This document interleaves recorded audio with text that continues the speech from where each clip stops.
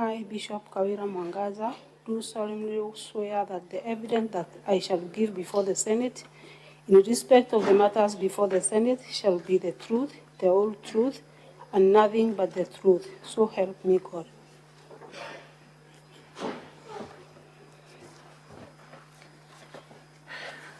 Good evening, Madam Governor. Even to you, Akili. Thank you. You are appearing before the Senate for the third time, courtesy of the County Assembly of Meru, who seeks to have you removed from office by way of impeachment, and they have cited three main grounds for impeachment. One is that you were invited to appear before the County Assembly of Meru, but you did not. Could you explain to the Senate why you did not honor the summons at the County Assembly? Thank you, Honorable Speaker and Senators. I did not appear at the County Assembly of Meru because there was a court issue with the impeachment, and I was afraid that I would go there and then it will be termed as contempt of court. Thank you. You have talked about there being a court issue. Are you aware if the court had stopped the impeachment process at the County Assembly level? Thank you, Speaker. The court had issued a court order for the same. And subsequent to the impeachment, did you take any action against the County Assembly for disobeying court orders? Yes, after they moved and they debated about the impeachment, I moved to court and sued for contempt of court. Thank you. Subsequently, you wrote to the Speaker of this House informing him of the court processes and the orders that had been issued. Do you recall doing that? Yes. What was the date of that letter?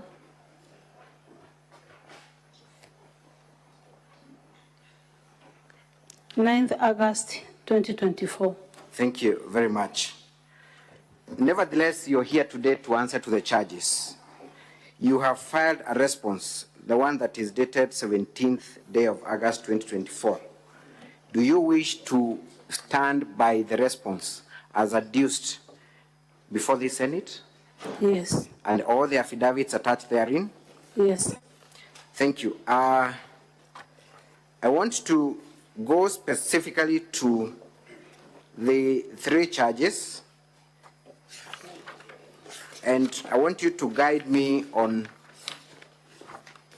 any evidence that you have adduced, and if the same has been adduced by other witnesses, then you're free to state that indeed that issue has been addressed to your satisfaction. The first ground for impeachment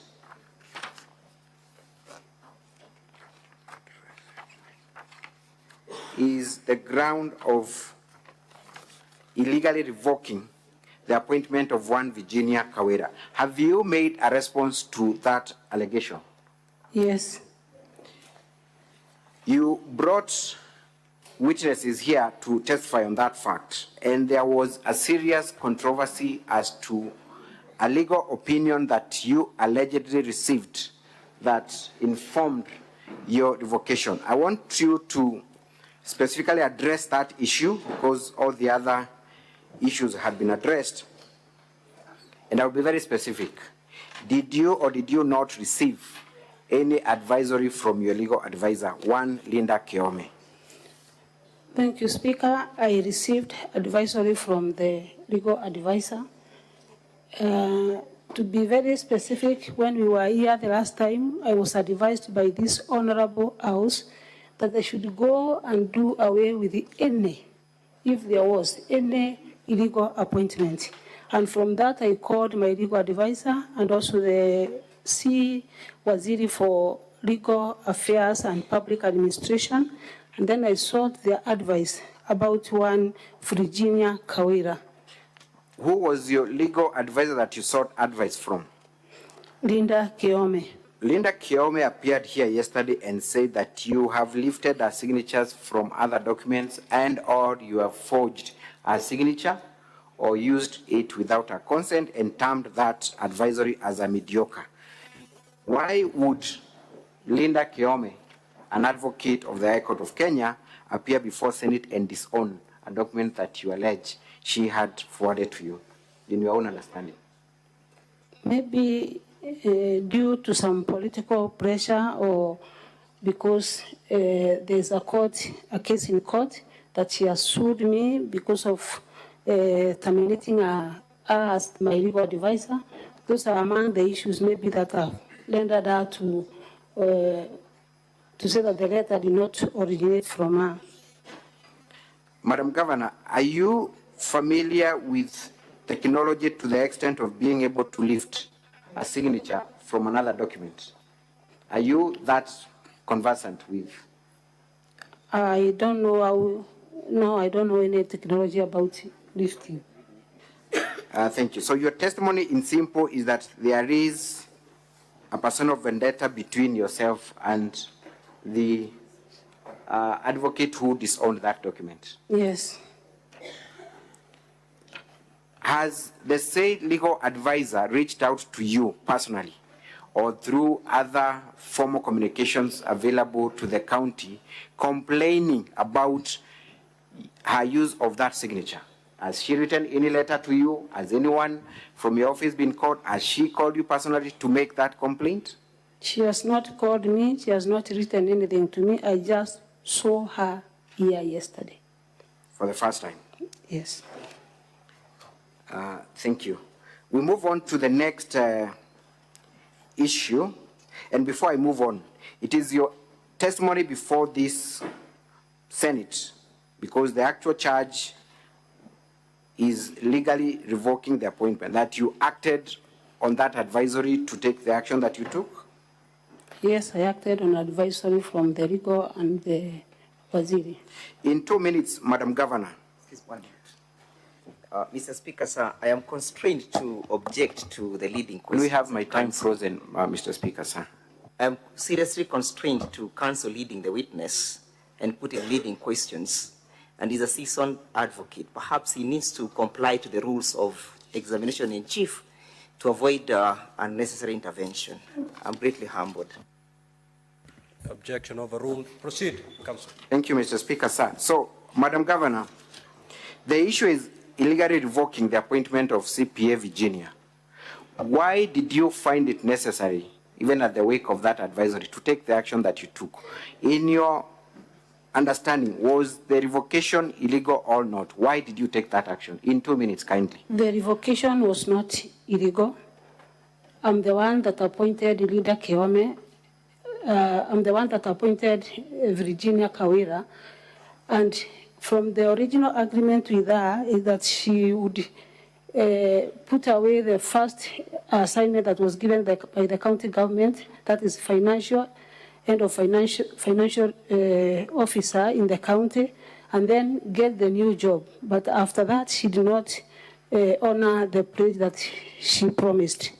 So by the time she took over the role of the CEO of the County Public Service Board, had she relinquished her previous post? No. How would that have affected service delivery in your government had you allowed that to proceed? It could have affected the government because having or holding that position for 6 years, as the government, we cannot recruit any other person. That's why I asked her respectfully to handle one line and leave the public county service officer as a financial officer. Thank you.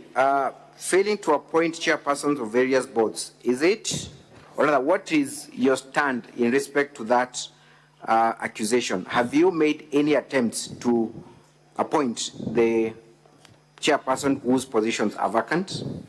We took several names for appointment for all the sagas that are in dispute, but to my astonishment that the Assembly have never given a reply or given us a go ahead to have them as the board members. You see, EC, Legal Affairs and Public Service was here today and testified to that effect. Do you stand by the evidence that he produced? I stand by the evidence that he produced. The other issue is refusing to implement the recommendations of the solutions of the County Assembly. Have you ever received, in your capacity as a governor, any resolution addressed to you by the County Assembly of Meru requiring you to take action against one Harrison Gatobu Nchamba and Dr. Kiambi Aderu Thambura by way of removing them from office? Have you ever received any letter? I've never received any letter. I've never received any resolution for the same. Has the County Assembly produced a single communication that is specifically addressed to you as the governor requiring you to take action for a recommendation they made? The Assembly have not produced any single letter or any resolution to me, addressed to me. The report is seen to have been received by Harrison Gatobu Nchamba and the County Secretary. What is your comment on that? I'm not aware whether he received any resolution or any letter on my behalf. Would it be prudent for the County Assembly of Meru to forward a recommendation for the removal of these two officers through the same officers that you were meant to take action over, or they were meant to just address you directly on this issue? That could be the best way. They could have done just to write to me directly rather than to the Chief of Staff or the County Secretary. Thank you. You have also been accused of illegally dismissing 3 individuals from the County Revenue Board, from the Liquor Board, and the Meru Microfinance Corporation. Did you have a chance to interact with the same accusation during the last impeachment? Yes, it was among the impeachment. Have you taken any other action since the time we left Senate in respect to the 3 names that would have formed the basis for the new impeachment? Have you taken any other action? Sorry? Have you taken any other step towards these 3 individuals? Have you dismissed them afresh? Have you recalled them? Have you done anything to their detriment since we left Senate last year? Yes, we wrote to the County Assembly of Nairobi, where one of them was an employee. In fact, he was being employed at the county government of Meru and at the same time an employee of Nairobi County. Thank you so much. I want to move on to the next issue very quickly. You have been accused of gross misconduct by deliberately and knowingly misleading the public that Kenya shillings 86 million had been raised through the pay bill that has been provided for the burial arrangement of a blogger in Meru. Madam Governor, we have watched you in a clip making certain utterances. What informed those utterances, and on what basis would you claim that 86 million had been raised through, rather for this purpose? Thank you, Honorable Speaker and the Honorable Senators. Yes, I stated that the contributions were made to the magnitude of 86 million. This is because for more than 2 months, the leaders and also the members of County Assembly went around Meru County in all stadiums. That is Kinoru Stadium. They earned a fundraising in that stadium. They raised a lot of money, even though they did not disclose how much was raised from Kinoru Stadium. They went ahead to Mairitatu Stadium, where there were thousands and thousands of people. They raised money from there. They raised money from Maua Stadium. All members of National Assembly and also MCS, they raised a lot of money. Again, they had to cross-cut across Meru County. Thank you, Madam Speaker. What was your connection with this issue that you had to make this statement? How was it concerning you that you had to make this statement? How was it your business that you had to make this comment?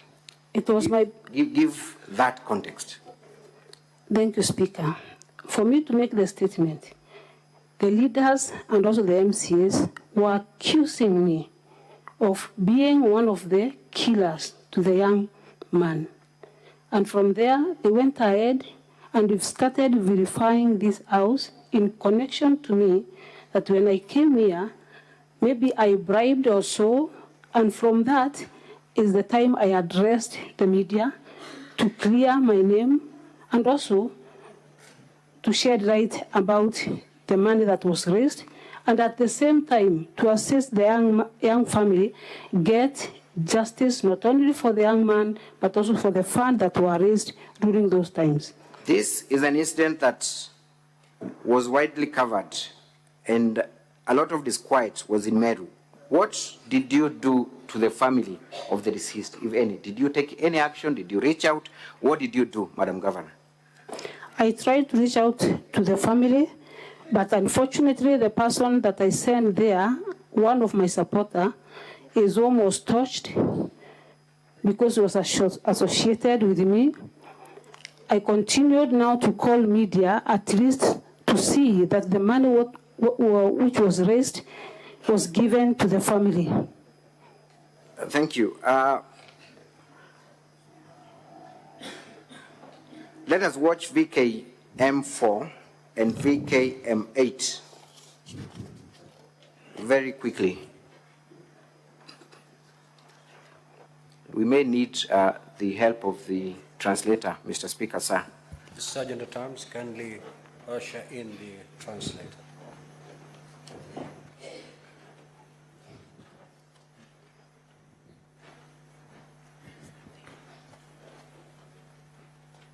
If we could have the time frozen as well, Mr. Speaker, sir, as we wait for the help of the translator.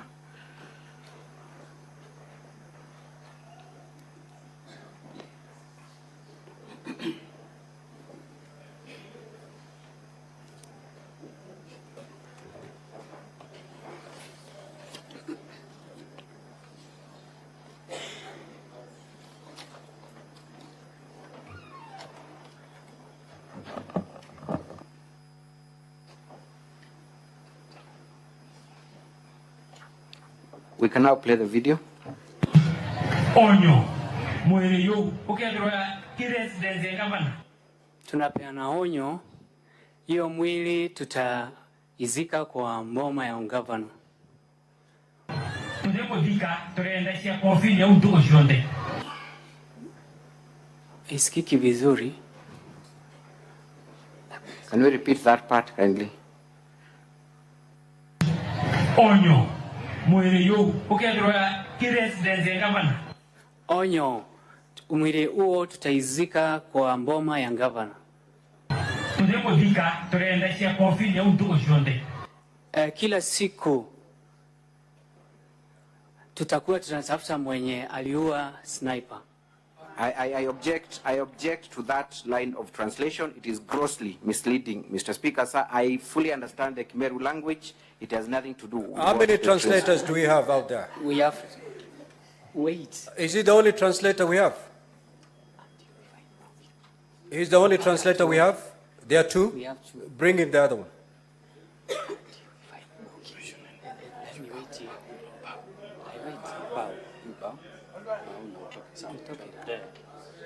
As a translator, there can never be any doubt cast upon you.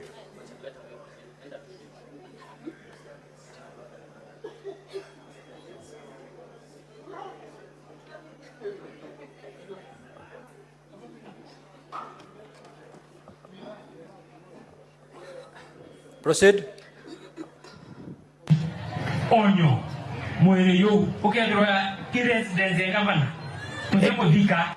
A warning, if that body is found at the home of the governor. I think we have a serious problem, Mr. Speaker, sir. Oh, kindly, can we, let's pray, kindly. Translator, do this.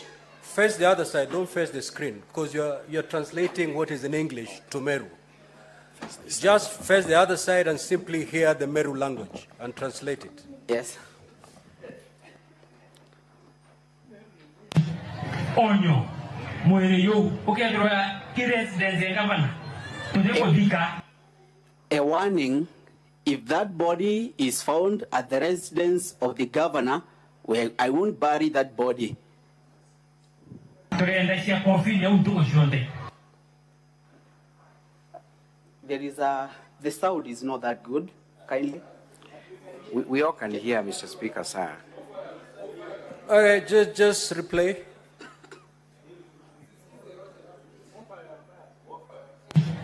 Onyo, mwere yo, ukiagiroya ki residence ya governor. Tudemo dika.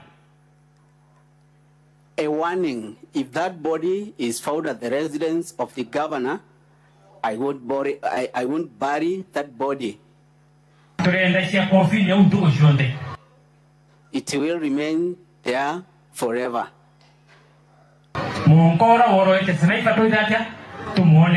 Until when we come to get the one who killed Sniper. And if it is not possible, we'll take it to Senate. Because those are the people who brought back that person who killed Sniper. And we will fight, and we don't fear.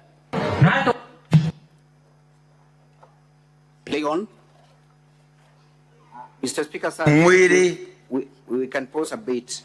We had provided a transcript of those utterances. They are contained at volume 4, at page 6, because I am dissatisfied with that translation. Perhaps senators can retreat and look at it and compare with a more qualified translator. We can have the next clip. Mwiri, you are Sniper. The body of Sniper.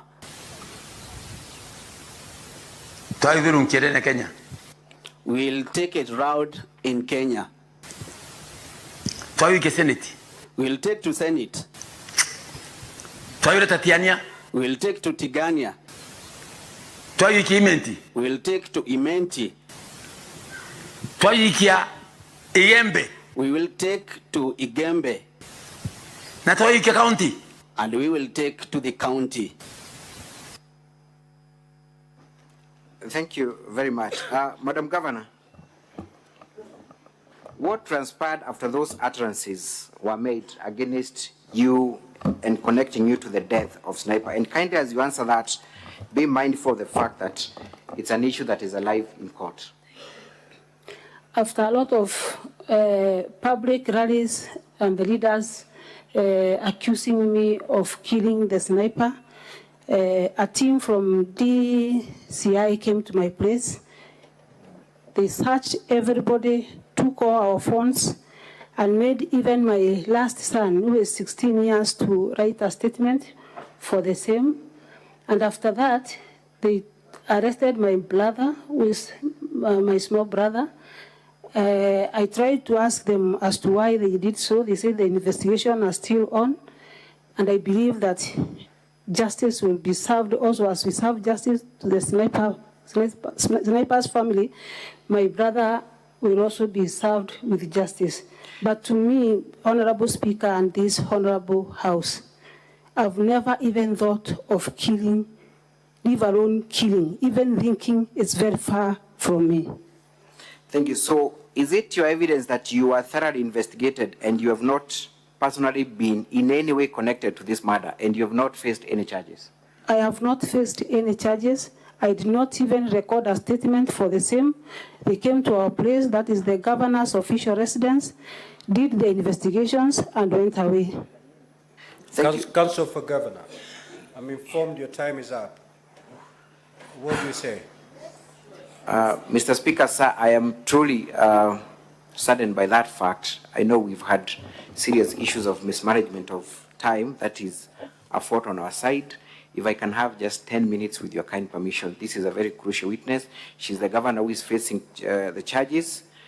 10 minutes, I believe, will do us justice in this matter. I will be done in 10 minutes. Because it's her career that is on the line, and she only has today to fight for her career, I'll give you 20 minutes. Thank you. Thank you so much, Mr. Speaker, sir. I am really obliged. Madam Governor, so you confirm that the criminal investigative agencies within the country were involved in this process? Yes, the criminal investigative agency were involved, and they came to Meru for more than a month to do investigations. By the time those utterances were made by the people we have seen doing them, had investigations been concluded or begun? Not even begun. They had not begun? Yes. Did you make utterances during the course of the investigations? Did you make any public statements in respect to the issue during the course of investigations? The only public utterance that I made is about the amount that was raised during that time. During that time? Yes. Thank you. We have been told that you have caused a lot of problems to the widow of the deceased by claiming that she's cohabiting with an MCA. What do you say about that issue? That is very wrong. I've never uttered such. In fact, maybe they think by the time I said that the MCA is being hosted by the sniper's wife was being hosted by an MCA, thought that I was alleging a male MCA, which was not. Which was not the case. Yes. We have seen in the clips saying that they will take that body to various places. Have you witnessed them doing exactly that? And if they have done that, who has done that? And what is the target? The target was just to victimize the governor, and they had the purpose that immediately they raise alarm and also continue telling people the lies that I'm a murder sniper. I will take plea, and immediately they will impeach me and bring another impeachment motion out of that. Thank you. Madam Governor, there is an accused person in that murder, one Chris Kambi, and you have been told that you have continued to pay him despite him being a murder suspect. Number one, I want you to confirm if you know the said individual and if he works in your office. I learned after the investigations were over that he's an employee of county government in the Department of Communication. There is a letter of appointment that appears at volume 2, volume 6 of the County Assembly's documents. Who is the author of that letter of appointment? Virginia Kawira, Secretary, CEO, Meru County Public Service Board. Was that position, in your understanding, a competitive process, or those are among one of the staff that work directly under you? It was a competitive position. You've also been accused of, or rather an issue was raised, and I know it will come up during cross-examination, of your association with the main suspect in that murder case, one Supu. Have you adduced evidence to show that he's not a member of your staff, neither does he work for the county? Yes, he's not a member of my staff. He doesn't work even in our county. What would be the connection between him and the county of Meru? Was he ever employed by the county? The County Public Service Board advertised positions, various positions. He was among the people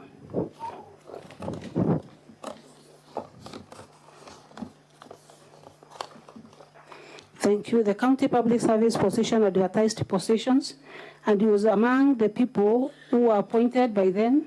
And immediately after they went to check on papers, his papers, according to the letter that I can see, and I also saw from the county secretary, that it was a fake degree. And for that reason, the county secretary service board revoked the appointment, immediately revoked the appointment. Where is that letter found? In volume? Volume 2. Of the county government's document, at what page? It's page 454. 454. So, would you be having any association with the same individual? Not at all. Not at all. Finally, on that issue, Madam Governor, what are your sentiments towards the family of the late sniper? Because it has been argued that you have not made any utterances or directed your feelings towards the family. What would you say? And have you even done that previously? I did it previously, and I also repeat them. I'm sorry about the family. And in fact, I'm the one that got out of my way to ask justice for the same family. This is a young family that maybe is not all that much able. And the reason as to why I went to media to give my stand is that I saw a lot of kind of mishandling the same family, stealing from the same family, doing it for politics and not to assist the same family. Your utterances in that press statement, were they directed at the family or to whom were they directed? My utterances were directed to the general public of Meru. Thank you. Let us go to the last count of abuse of office. And you have been accused of employing a bloated workforce. Did you stand before the Senate last year and answer to the same charges? Yes, I was here for the same charges. Were you found guilty of those charges? Not guilty. A list was produced here of the names that you have purportedly employed. Was it the same list that was produced last year, purporting that you had a bloated workforce? It was the same list that was brought here. Thank you. You have also been, let me go back to the issue of paying Kiambi Christas Manyara. You have been accused of not taking any disciplinary action against the said individual despite him facing criminal charges. Do you have powers to take disciplinary action against an individual who has been accused of any criminal offense as a governor? I don't believe I have any powers to do that. Because Who should take disciplinary action in your understanding? Who should take disciplinary action in your understanding? I think the County Public Service Board. To the best of your knowledge, has that issue been brought to the attention of the County Public Service Board for their attention? The issue has not been brought to the County Public Service Board, and if there is any, maybe they could have informed me. Thank you. We also watched clips by the mover of the motion touching on two main issues. One is the issue of the death of certain cows within your county, where 20 cows had died because of an outbreak of a skin disease. Are you aware of that issue, and what have you done in respect to that issue? Do you have any data of any form? I saw the issue on this screen that is yesterday. For the veterinary services that you offer in Meru County, for the last 2 financial years, we have vaccinated over 200,000 against various diseases. So that one, I only saw the clip, but I did not see any dead cow or any even people supporting the same. You were also accused of poor service delivery, where even mothers within your county, specifically within Kegocho Hospital, are giving birth by the roadside. Are you aware of that incident, and what have you done about it? I also saw the incident yesterday, and Kegocho is not a level 4 or level 3 facility. It is just a dispensary. We are putting up a maternity facility, and there is no facility that is supposed, maybe the woman that went to that place, because I saw yesterday, was also assisted by the in charge of that facility, but it has no maternity wing. Thank you. Madam Governor, I have less than 10 minutes. You have brought several witnesses to testify in support of your case. One of those witnesses is Mheshimiwa Evans Mawira. It has been alleged by the County Assembly that you have procured this witness by way of buying his loyalty. What would you say about that specific allegation? The allegation is wrong because I don't see if I am able to buy any MCA. Immediately after the third impeachment, I called Mawira as the majority leader by then, just to bring us together and also bring other MCAs as their leader. And from that time, he has faced a lot of challenges, as he said, because of joining this other camp and also refusing to fight the government. This is your third impeachment motion, Madam Governor. At the point when you first brought at the Senate, how many MCAs did you have in your team that would support anything that the county government executive would do? How many MCAs did you have? Having been elected as an independent candidate, the first time when the impeachment motion was brought here, I had only one MCA out of 69 MCAs. And then I did a lot of effort to bring them together. The second impeachment, I had 10 of them. That is from 1 to 10. And after the second impeachment, I went ahead, tried to look and see how we can work with them together. And I can proudly say that up to now, I have 23 MCAs on my side. The 23 MCAs are out of what membership of the County Assembly? Out of 69. Out of 69. What other efforts have you made to bring about unity and reconciliation in the Meru County? From the first impeachment, the issues were about the first gentleman of Meru. We discussed as a family and agreed that you will never participate in any county meeting or even in anything apart from just accompanying me to the church, just to make sure that the MCAs are comfortable with me. The issue of first gentleman appeared in this Senate, and therefore we sat as a family, and that was over for him attending any meetings that pertains to the county. Again, I thought it was the issue of money because it was raised in this Senate.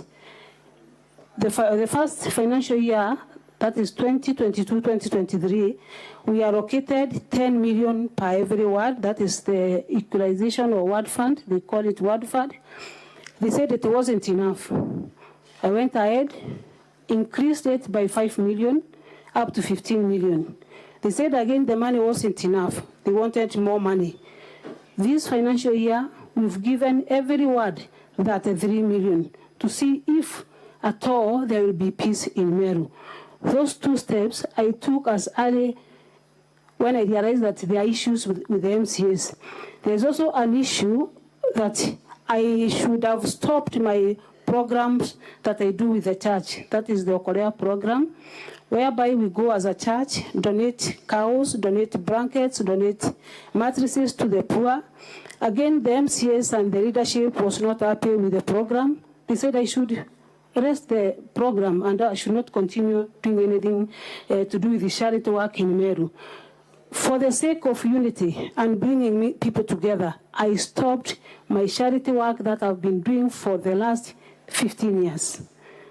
I've taken a lot of steps to see that we work together, even by writing to the devolution committee of this Senate to come to Meru and at least see what is the problem. I wrote twice to this, to the devolution committee, and to my surprise, I'm still waiting to see if they will come and see the issues that are ailing Meru. Immediately after that impeachment, I went around across Meru County saying sorry if I had wronged anyone. In fact, at one point, I said sorry 70 times. Each sorry for every MCA, and another sorry for the speaker. 70 times. if I had wronged anybody. I asked for forgiveness so that the county will take progress. I want to thank this Honorable House from the advice that they gave me to go and try and sit with every leader. I started with Injorin Cheke. I went to them and asked for a sitting. We sat, we talked, and then we amended everything what was not going well. I sat with the MPs. I sat with every leader who is in Meru. The only person who would not avail himself for a sitting to see that Meru moves forward is the Honorable Senator of this House. The rest, we've talked, we've sat, and we have no issues at all. Yet, Madam Governor, you're here yet again, even after all those efforts. Clearly, the senators might be inclined to think that you have a problem, and the people of Meru and across the country imagine that you are the one with a problem. Where is the problem then? Why are you here? Maybe I'm here because of various reasons. One is the threats and intimidation to the honorable MCAs, as the witness who has just left the stand said.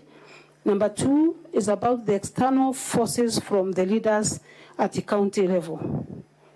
We have a lot of leaders from county level. You've seen them in the clips.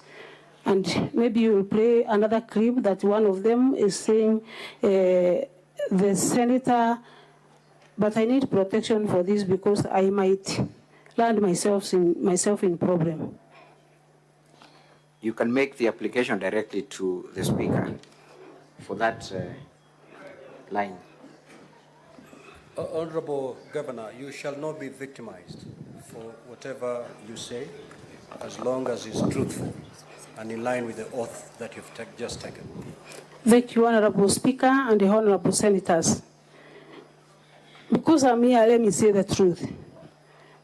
The issue of MCAs in Meru, one of the person or leader who is trying to fuel and also to bring disharmony in Meru is no one else but the Deputy Speaker of this House.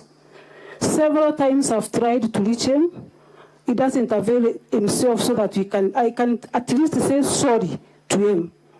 I tried to reach the devolution committee of this House to come to Meru, but he said through his people that at no time the devolution committee will come to Meru until he gives a green light for the same.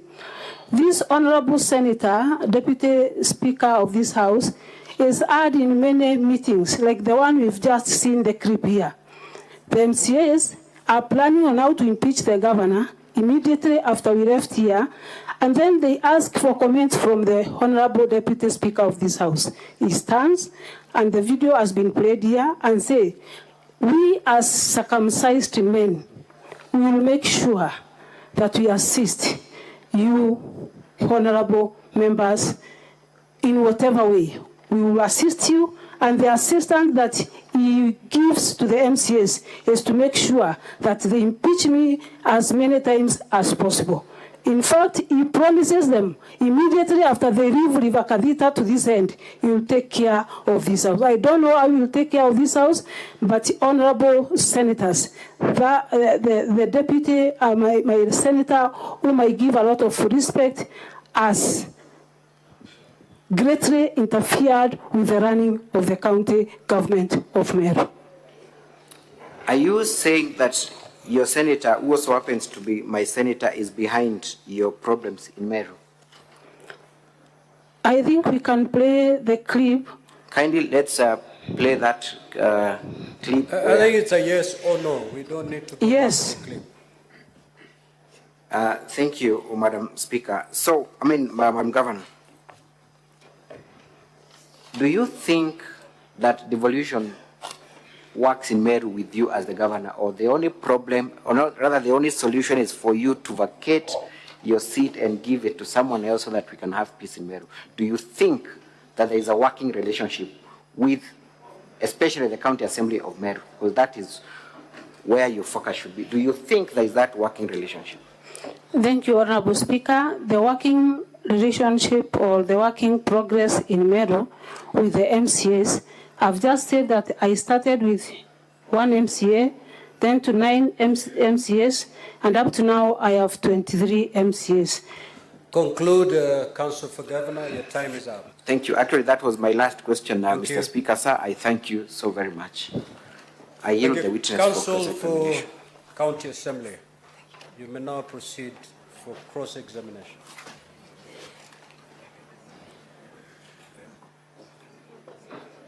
Mr. Speaker, sir, with your kind permission, kindly I beg your indulgence to advise us as to extension of time. We had agreed previously that shall be equality of times, but I leave it to you as we progress. We will consider. Just utilize your 20 minutes fast. Most obliged. If at the end of the 20 minutes, I am well you're guided. not done, you know exactly what to do. I am well guided, Proceed. Mr. Speaker, sir. Madam Governor, good evening. Even to you. The last time you were here, you indicated that you're a victim of misogyny. You remember? Yes. Do you still hold that preposition this afternoon? Yes. You still hold the position that you're a victim of the gender card? Yes. And that it's because of the gender card that you've always been brought before this assembly? Yes. Do you reckon that the move of the motion was a woman? Yes. Do you reckon that the motion was equally supported by the men and the women of MCAs of the Meru County? Yes. And you still hold the preposition that you're a victim of the gender, correct? A victim. Should female governors be held to account? Yes, they should. Should they be told when they are wrong? Yes, they should. Are they bound by the law? Yes, they are bound. Are they exempted by any clause that you know of? No.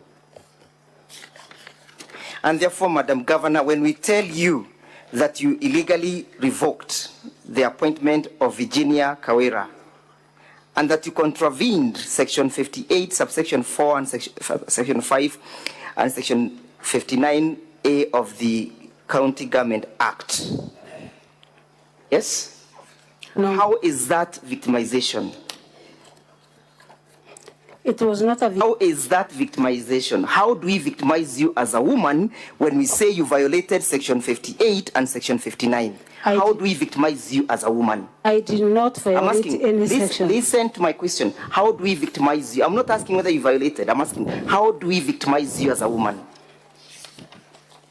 I did not violate. I know you didn't violate. That's why you're putting a defense. But I'm asking, how do we victimize you? The question is, how have we victimized you?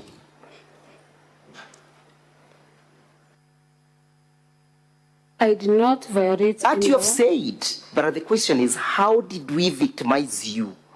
Tukisema kwamba umevunja hii sheria na umesema hujavunja, tumekuonea vipi ati kwa sababu wewe ni governor wa mwanamke? Na kwa sababu sijavunja hii sheria, amjanionea. Understanding my question? Yes, I'm understanding. The question is about victimization. How have we victimized you?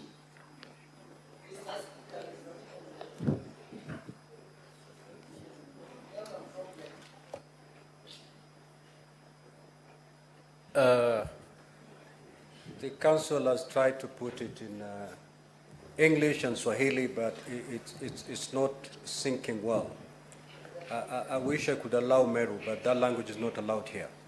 Now, let me try to assist the witness maybe to understand.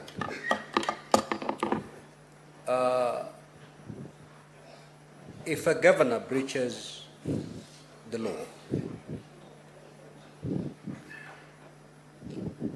and is held to account, if it happens that that governor is a woman, is she being victimized? Because she's not. Thank you. Council, have I... Thank you for the indulgence. I enjoy from the wisdom of having practiced many years of law. Thank you, Senior Counsel.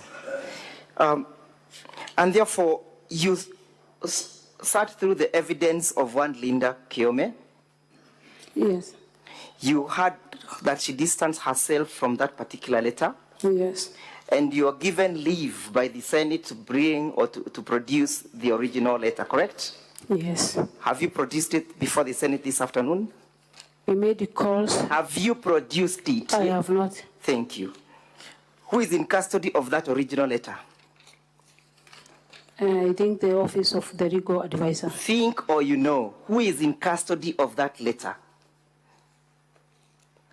Our secretary, Your and she secretary. says yes. Is that secretary within your reach? She's in Meru. Is she within your reach? She's within my reach. Did you communicate to her that it was important to have that particular letter produced before the Senate? I communicated to her, and she said that she had given the letter to the legal team that was preparing. Oh, so the letter was still within the custody of the legal team. So that they can have a copy. Thank you. Have they produced it? They have produced a copy. Have they produced the original letter? No, they have not. Thank you. How can we tell, and how can you dispute the allegation of forgery? How can you distance yourself with the allegation of forgery in that particular letter? There is no forgery in that I'm particular asking, letter. how can you, in the absence of the original letter, how can you distance yourself? May I repeat the question? Yes. In the absence of the original letter, how can you distance yourself from that letter? It has been asked a few hours ago, so, and because it's in Meru, we need to do some arrangement. You cannot distance yourself from that letter in the absence of the original, correct? You cannot distance yourself from the allegation of forgery in the absence of an original letter. I can distance myself. When do you allege that the same was given? When do you allege that the advisory was given? Is it your testimony that was given on the 23rd February 2024? Yes. And when did you begin having problems with Linda? Way back.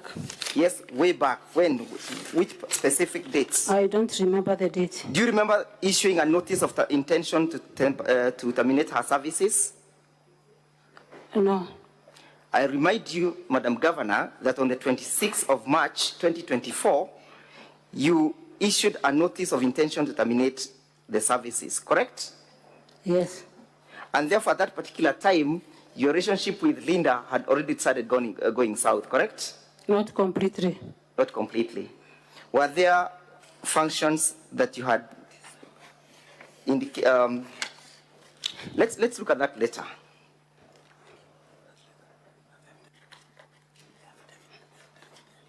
You indicate that the reason for the termination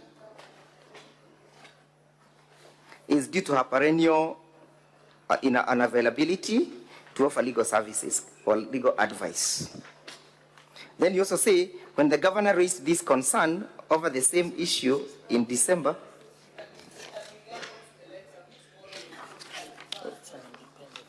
it's an independent letter annexed to the affidavit of Linda, which was filed yesterday.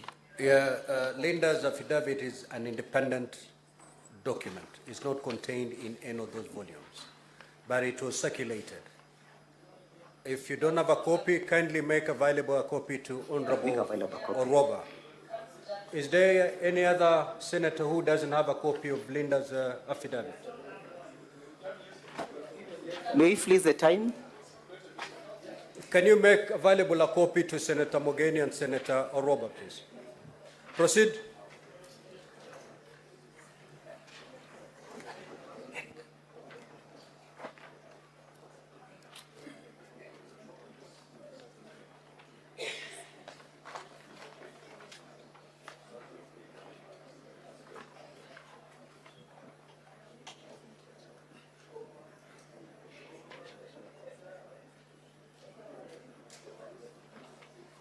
You got it?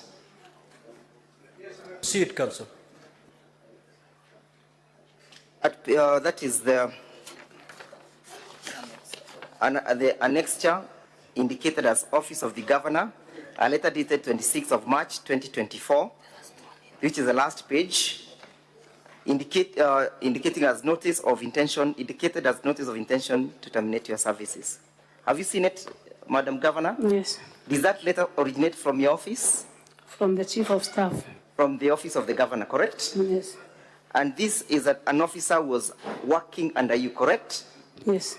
And the chief of staff works under your instructions, yes? Yes. And that she cannot execute any functions without you having indicated or given instruction, correct? Yes. And as such, this letter therefore originated pursuant to your instructions, yes? Yes. And therefore, you're indicating that you have a problem with Linda due to her perennial unavailability to offer advice, correct? Very true. So on this particular day, where was Linda when issuing this advisory? I don't know. You do not know. Yes. Did you instruct her to issue this advisory? Who now? You yourself, did you instruct her to issue this advisory? Her or he? Did you instruct Linda to issue the advisory dated the 23rd February? I called legal advisor, that is Lida, and also So you instructed her, correct? Governor, it's I asked either for yes advisory or from no. them. I'm asking a simple question. Did you, Yes. You instructed her? Yes. What was the mode of communication? One-on-one. One-on-one, on that particular day? Not that particular date. Yes? When did you seek Earlier. when did you seek this advisory? After maybe 3 days. When did you seek the advisory? I can't remember the date. What had triggered you to seek this advisory? What had preceded the need to seek this advisory? There was allegation that Virginia Kawira is holding 2 positions. Are you the one who sent out this advisory? Are you the one who called for it? I called Lida and they asked for advisory. Was the revocation of Linda done pursuant to the provisions of the law? Yes. Do you know what the law says in terms of the revocation of a member of a board? Yes. You understand that you cannot revoke an appointment of a member of a board without a resolution of the county assembly, correct? It's not true. Just show her the law. Show her the law. Read it out for her. You are talking about Lida or Virginia? Virginia. I'm at Virginia.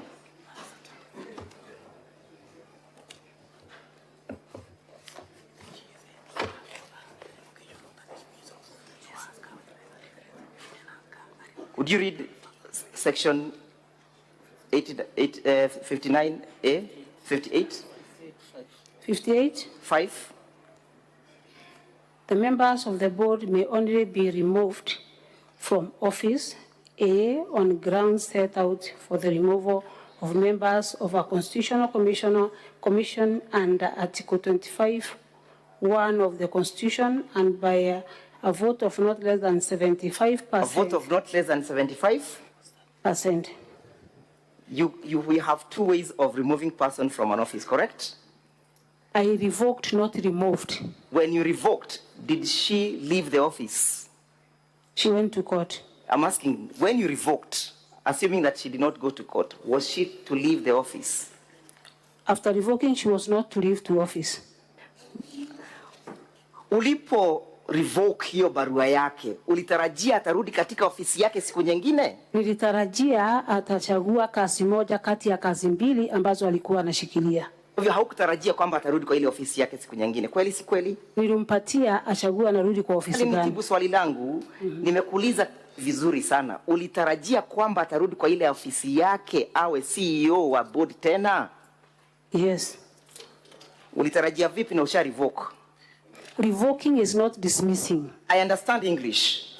My question is, whether you dismiss, whether you revoke, the ultimate result is that she is going to leave that office. She is going to be removed from that office, correct? Angetoka kwa hiyo ofisi kama angeacha kazi ambayo alikuwa amenashikilia kwa miaka yote. The revocation was done pursuant to which law? Which law did you invoke when revoking that appointment? The law that makes me an appointee. The laws in Kenya are known. We know all the laws. Which law specifically did you invoke? And perhaps show us from that purported advisory which law was invoked while purporting to revoke. Have a look at that advisory and lead us to the law from that particular lawyer who advised you that a revocation can ensue, which law did he invoke or did she invoke? The legal advisor, that is leader, I knew the law that yes, I understand. she used. Which law did she invoke in her advisory?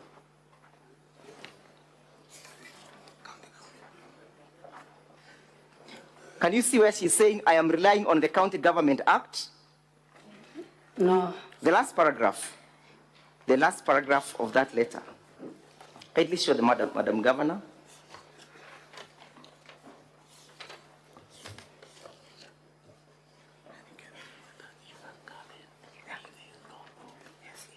This is leader's affidavit. Madam Governor, be patient to be shown where to read.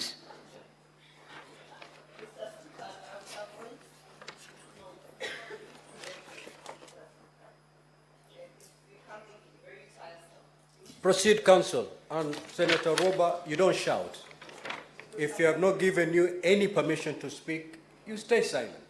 Can you see why it is, thank you, Mr. Speaker. Can you see why it is written, in rendering this legal advice, I am relying on the County Government Act? Correct? Yes. Has she quoted any provision? No. Did you hear her saying that this is a mediocre advice? And therefore she distanced herself from this mediocrity? She cannot distance herself from this. I'm asking, did you hear her saying? Yes. You heard her saying it's mediocre? Yes. Do you understand why it is mediocre? It's because she's not referenced on any law? I put it to you that the letter is referred to as mediocre because it's not referred to any law and it was done by an amateur. I'm not a legal expert. That's why I sought legal advice. Mr. Speaker, could we have video number 11 in the County Assembly videos played from second 12? And as we await for that video, it is your testimony that there is proper delivery of services in Meru County, correct? Yes. There is no hue and cry whatsoever nature, correct? Maybe there is some part. Yes? There is no hue and cry, correct? All services are flowing smoothly, according to you, correct? Yes. Including the health sector, correct? Yes. Kindly play at second 12. And you confirm that that facility has no maternity ward, correct? We are putting it up, not yet finished. Have a look. We are just interested with that writing on the wall. We don't even need an interpreter. That's a new block. It's okay. Wait. I've not put a question to you. Rudisha nyuma kidogo. Tafadhali.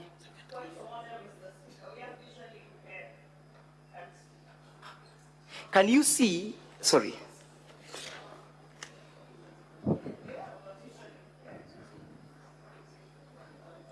Maternity we are interested at where we have Keboshwa maternity ward.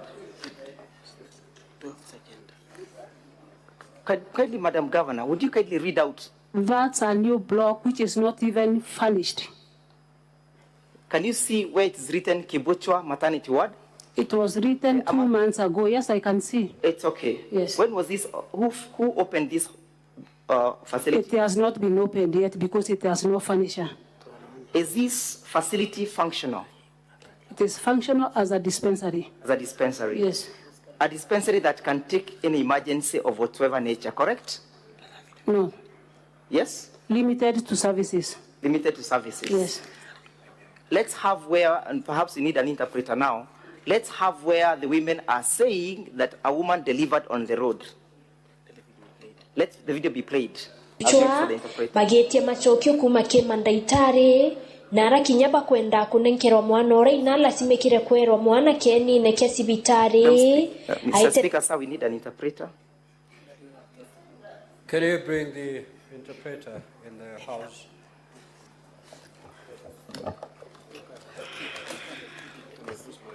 What is your issue, Senator Gloria, as we wait for the interpreter to walk in? Keep it short.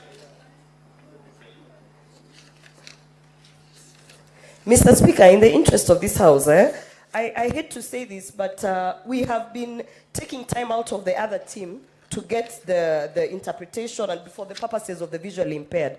Mr. Speaker, I don't see why now when we are saying there's a visually impaired person in the interest of time, that they are getting favored to run clips without an interpreter, Mr. Speaker.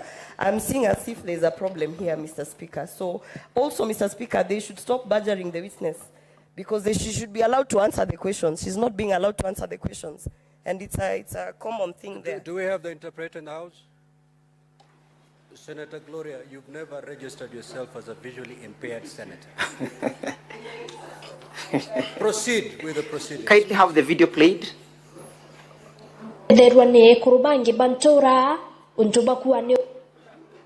These are women from the village who are saying it is a big risk to the kid and to the mother.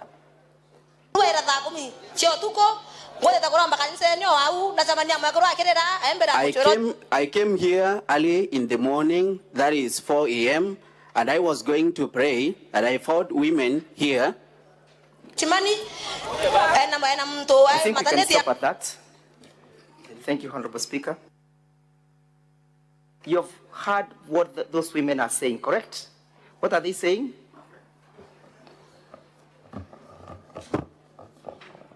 She was going for prayers and met a woman who was crying along the road.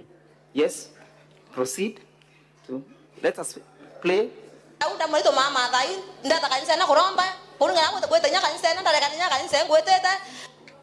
As I was going to church, even the church I didn't have to attend,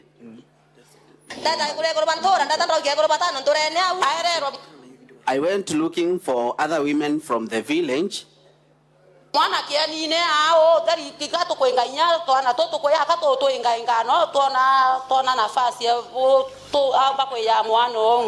During delivery, the kids were all over, and we were chasing them so that they cannot join us in the process. Thank you. Heard what the women are saying, that they are complaining that one of them is delivering from along the roadside, correct? Yes. Did it surprise you or did it catch you by surprise? I was surprised also. You did not get to know about it, correct? No, I saw it on yesterday. Thank you. And you are the chief executive of the county government of Meru, correct? Where we have... You are the chief executive. Yes, yes, yes. Thank you. Let us play video number 1. 1A at minute 2:42. Wale ambao wana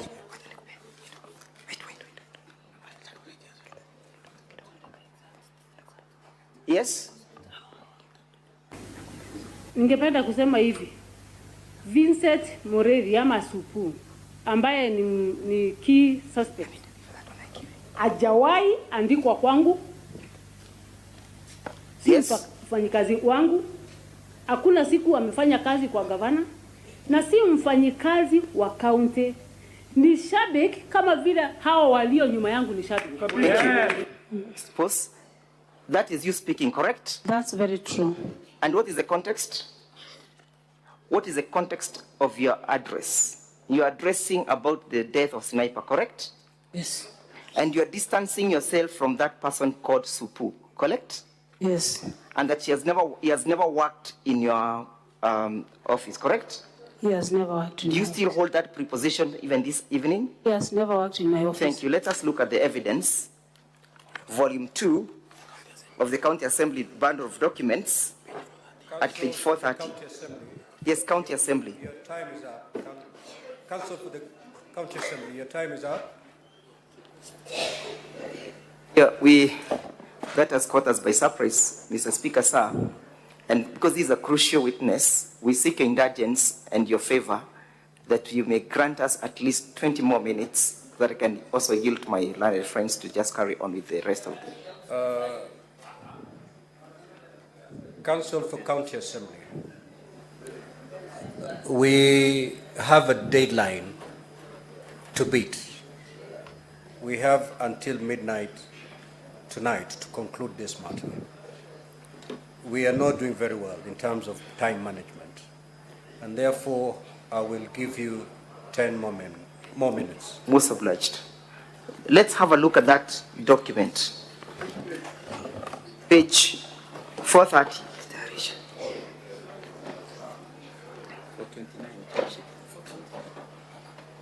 Are you at page 430, Madam Governor? That is, we can begin at page 429.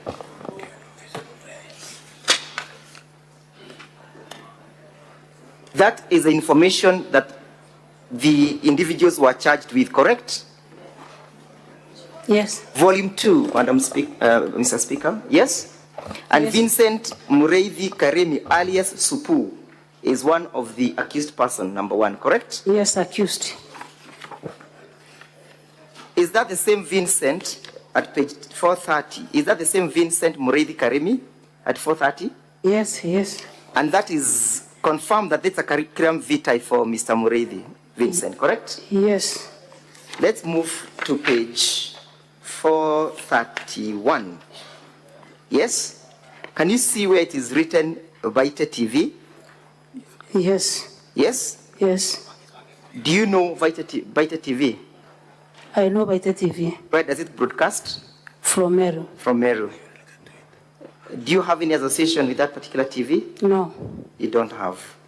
I put it to you, and then look at where we have directors. Miriam, where we have the references. Can you see the references? Miriam Guantai. One of the references, correct? Yes. Reference to Vincent, correct? And the Father Kaberia. And Father Kaberia. Do you know Miriam? I know Miriam. Who is Miriam? A close relative. Close relative. Relative to who? Relative to the governor. Relative to the governor. Yes. Who is she referring? From these documents, she's referring with Vincent. Vincent. Yes. Yeah? Doesn't she work as your PA? Yes, she works. She works as a PA, correct? Yes. Do you still maintain that you do not know Vincent and that Vincent does not work for you? She doesn't work for me.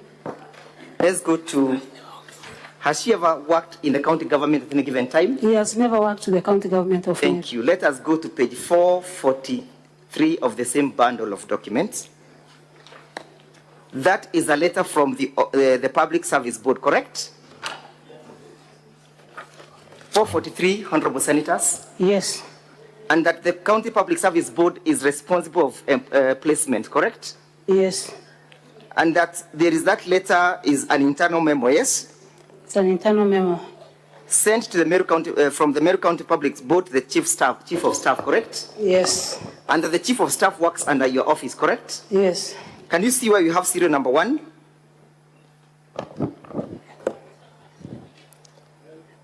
Yes, I can see. Who is that? The number 1 person. Yes. Vincent Mureithi. Vincent Mureithi. Yes. Can you see where it is written designation? Yes. What is she? Assistant Director. Assistant Director? Governor's Press. Governor's Press. Yes. Do you still maintain your preposition? Yes. That she doesn't work for you? It doesn't work for me. As I yield to my next counsel, I put it to you that you are capable and you have been a pathological lawyer who has always craved and hidden under the card of gender.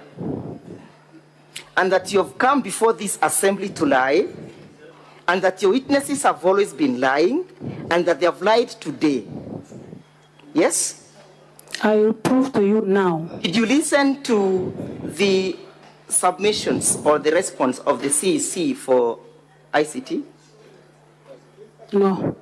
Did you listen to that evidence? From who?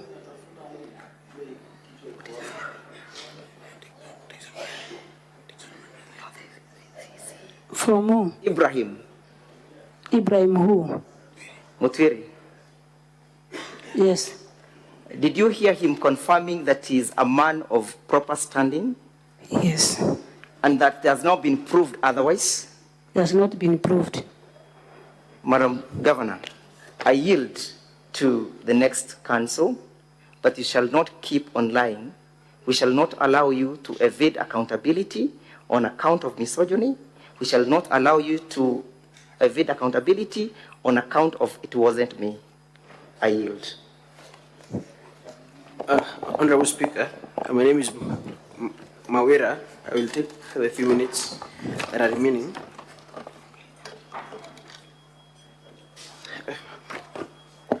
Madam Governor, in your opening statement, you said that the County Assembly defense consists of lies, correct?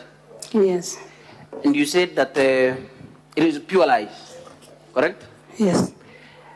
We have shown you evidence that the purported legal advice from the purported legal advisor is a lie. We have caught you lying. We have shown you further evidence that the letters that were purportedly written by the notorious County Secretary but never received by the Office of the Clerk, but which you purport in your evidence to have been received by the Office of the Clerk, are also outright forgeries. We have also shown you evidence, and contrary to what you say in that video, that you don't know Vincent Muredi, alias Supu, we've shown evidence that this person has actually worked under your office. I know Supu, but he has never worked in my office. Wait for the question, Madam Governor. Do you still maintain that despite all this evidence of lies and inconsistencies in your evidence, it is a county assembly that is lying? There are no lies. Okay. Madam Governor, there's a video, but for the benefit of time we won't play it. There's a video in your bundle of videos where you did a tour after the last impeachment proceedings. You went to Meru and you are addressing the rally from the rooftop, correct? Yes. Is that your best evidence of your reconciliation efforts? Is that your best available evidence? Among the best available evidence. Have you presented all the other evidences before this Senate? Yes. Where are they?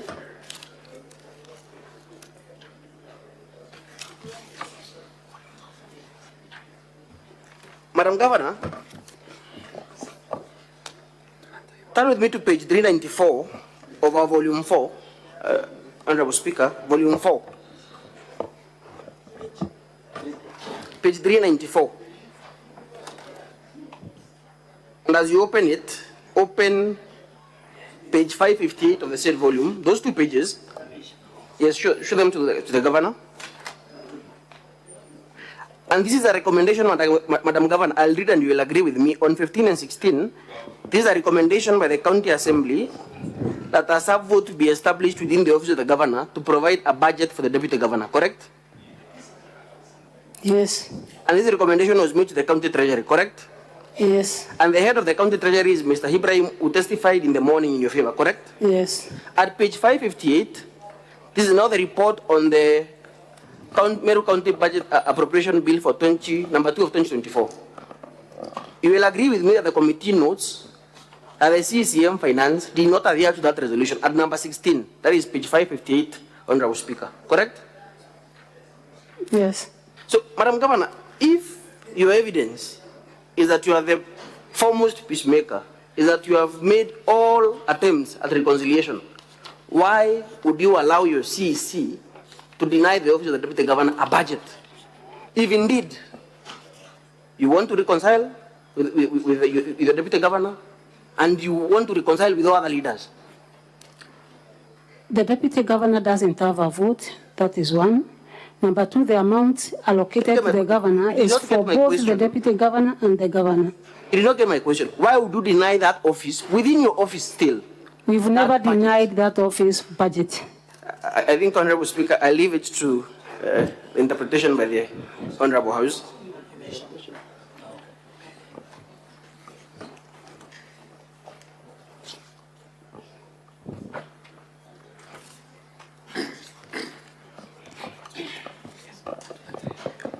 Honorable Speaker, I'll ask that video number 1B in our bundle of videos be played. And that is my last question. 1B of the County Assembly bundle of videos.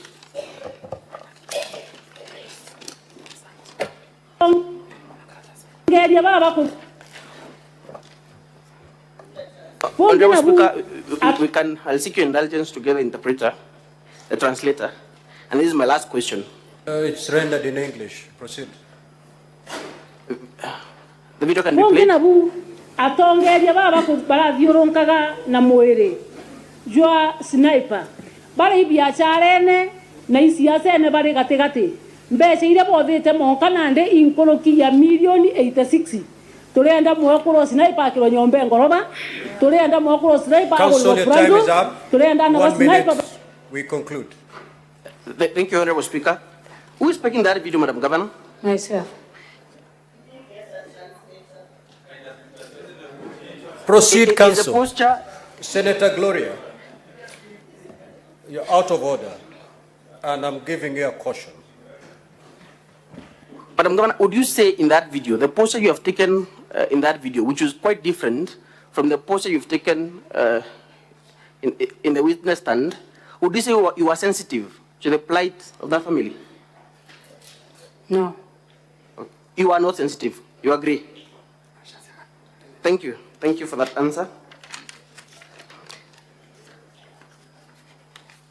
What evidence have you placed before this Honorable House to prove or to show that indeed 86 million Kenya shillings was raised? There's a video clip. No, evidence of money, not a video clip. Evidence of money. Evidence of money in the video clip. Thank you. Thank you, Honorable Speaker, for listening to me. Council for Governor, you may re-examine. You have 5 minutes to do that. Thank you, Mr. Speaker, sir. I will be very brief with the Governor. Madam Governor, you have been taken through a series of questions about a number of issues. Is the murder of Sniper subject of this impeachment? Has there been any accusation in the notice of motion about your involvement to the murder? No. Secondly, you have been asked to, or rather you've been put to task about certain employees of the county government of Meru, one of them being Vincent Morethi. Again, in the impeachment motion, is the issue of the employment of Vincent Morethi featuring anywhere in the notice of motion? Is Not it an featured accusation anywhere. you're facing? Not. Does it have any relevance in these proceedings? It doesn't have any relevance. Do you confirm that there is a murder trial that is taking place as we speak in respect to the unfortunate murder? Very active one. Thank you. You have been told about a facility within Kigocho Ward. Kindly clarify what is the status of that ward. Is it an operational maternity wing or it's not an operational maternity wing? It is not operational. We just finished construction the other day and yet to have the furniture so that it can start being operational. Are you offering maternity facilities or rather maternity services at the facility? We are not offering maternity facilities there. Thank you. Again, back to the issue of the employees of the county. How many employees do you have at the Meru County government? 6,000, almost 6,000. Almost 6,000. Yes. Are you in charge of all these employees? No. Specifically, the issue of Vincent Morethi. Is he an employee of Meru County? He is not an employee of Meru County. Did he attempt to be an employee of Meru County? He attempted and then the letter was revoked just after 1 week. By the time you're making those comments, was he an employee of Meru County government? He was not an employee. He was not an employee. Thank you. Finally, you've been asked about the copy of the original of the legal advisory that was offered to you by one Linda Kiome. Given a chance, would you bring it to Senate, and why haven't you brought it to Senate as we speak? Due to time, because it was just asked a few hours ago. The issue of production was done when you're still in the Senate? Is that your evidence? Was that request made while you're still in Senate? Yes. How far is Meru from where we are currently? 5 hours drive. 5 hours drive. It would then require reasonable amount of time for that to be availed in time. Yes. Thank you very much.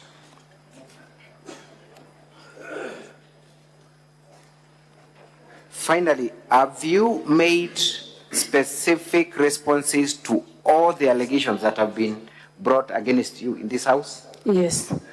Have you supplied enough evidence to controvert every allegation against you? Yes. Have you brought witnesses before Senate who have talked on various issues? Yes. Do you stand by the evidences that they have adduced in court, in this Yes. Senate? Yes. Thank you. That is all for this witness, Mr. Speaker, sir, and I wish to close the governor's case at this juncture. Thank you. Now we shall move to allow honorable senators to seek clarifications or ask questions. Now, as the honorable senators are doing that, counsel for the parties, prepare your closing statements. We are not going to take a break. Immediately, the honorable senators are done seeking clarifications, will straight away move to closing statements. Senator Mungatana Damson. We have half an hour. Yes, Mr. Speaker, just... We have exactly half an hour to allow clarifications from honorable senators, starting now. So we'll stop at 8:40. Mr. Speaker, a quick clarification from the Honorable Governor.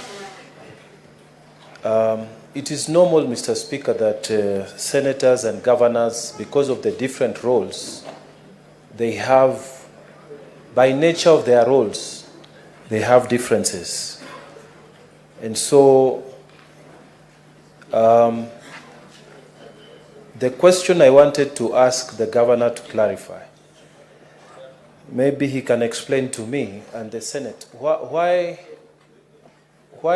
single out the senator for Meru, maybe just for playing his role as a senator?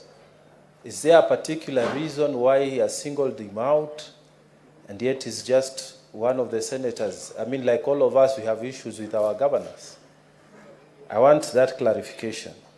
Is it really true that he is causing a problem in the Meru County, or is it that he's just playing his role, his rightful role? Thank you, Mr. Speaker. Yes, Governor. Thank you, Senator. Thank you, Speaker and honorable senators. In this case, my senator, the Deputy Speaker of this House, I agree that he should do his oversight or any role that is given to him. But for this case, he has gone beyond in disrupting peace in Meru. One of the reasons is this. I wrote to Kaduri Morongi requesting that the devolution committee come to Meru and try to solve our issues. And in fact, I'm not lying, but telling the truth, he denied me that chance for devolution committee to come to Meru and mend the issues in Meru. Number two, my dear honorable senator for Meru, as an ambition of becoming a governor, which is not wrong. It is right for him to dream to that position. But I believe that you cannot light your candle by putting off other people's candle. Senator Kajwang. Mr. Speaker, Linda Gaki Kiome deponds that there was forgery, and in the affidavit that was circulated yesterday. I've looked at the ruling of Justice Nzioka in civil suit number 551 of 2011, and Justice Nzioka ruled that for a signature to be deemed and certified as forged, a document examiner's report must be produced. End of quote. I want to ask the governor, in the case of allegations of forgery, who bears the burden of proof? Number two, a lot of HR issues have been brought up. Could the governor tell the Senate what measures she has undertaken since she took office? Can the governor tell us whether the 500 million expenditure or growth in expenditure in the 2022-2023 financial year that was cited by the Assembly was approved in the budget, and whether the Assembly approved it? And finally, Mr. Speaker, people are dancing on the grave of Sniper And Mr. Speaker, it is unfortunate. Can the governor tell us whether she's a suspect, whether she's been taken to court, whether she's part of those who have been taken to court on suspicion or allegations of killing Sniper? Because we cannot use that innocent boy to settle political scores, and Mr. Speaker, it's unfortunate that all parties are choosing to dance on the grave of Sniper. Thank you, Mr. Speaker. Governor. Thank you, Speaker. For the case of being a suspect, that case, I'm not a suspect. I did not even record a statement with the police. They came, did the investigations, and left. For the issue of 2023 approval, the approval for this year, the Assembly has not approved. We still have issues with the budget. The Waziri for Finance elaborated about the issue we have with the Assembly. And for the document that Leader Kiome said it was forgery, I think the forensic investigation should take course and give us an answer because I'm not a forensic investigator. Neither this House, I don't think this House has the powers to know if the document is forged or not, unless we take to the examiner. Senator Abbas.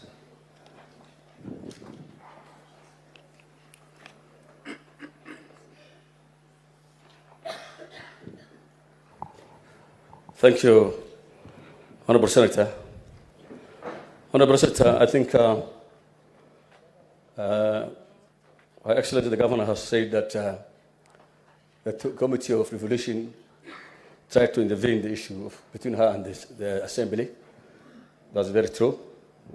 However, there was no one time, I want to put the record straight, there was no one time the Deputy Speaker of this House said that we cannot go to Meru or have a reconciliation with anybody.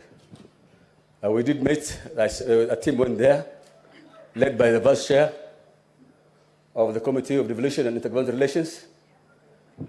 They met Her Excellency the Governor. They also talked to the Speaker of the Assembly and the Assembly members. However, clarification, Senator, because your time is running. Okay. The mic will go off. I just want to put the record. But we did not succeed because the Assembly that time was going to a retreat. And as I said, that is actually why we could not be able to meet the two of them. However, we tried again, and the Deputy Governor, when we were going there, there was an issue in Meru. We could not go back again. I want to put that record straight, Your Excellency. Your Speaker, Senator Omtata.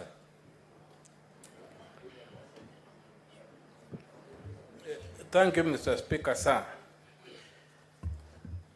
A lot turns on this issue because some of us have been wondering why there has been no intervention in these matters of Meru by the Senate before we come to be treated to this theater of the absurd. And I would like confirmation from maybe the Secretariat whether it is true or not that the Meru governor sought the intervention of the committee. You should seek clarification from the witness, not from the Secretariat. But they said they wrote to this House. The witness has alleged it. The only person who can defend is the Secretariat. No, the Secretariat is not on trial. It's not, but now... Senator Omtata, if we don't have any clarification that you're seeking from the governor. Okay. Please. The governor, to whom did you address the letter that sought the intervention of this House in the Committee of Devolution in the affairs of Meru? Thank you, Speaker. I wrote to the Committee of Devolution, which is led by the chairperson, Senator Abbas, and the senator who has just spoken before Mtata. I've agreed that indeed I tried to call them to Meru so that they can intervene. Very well. Senator Oroba.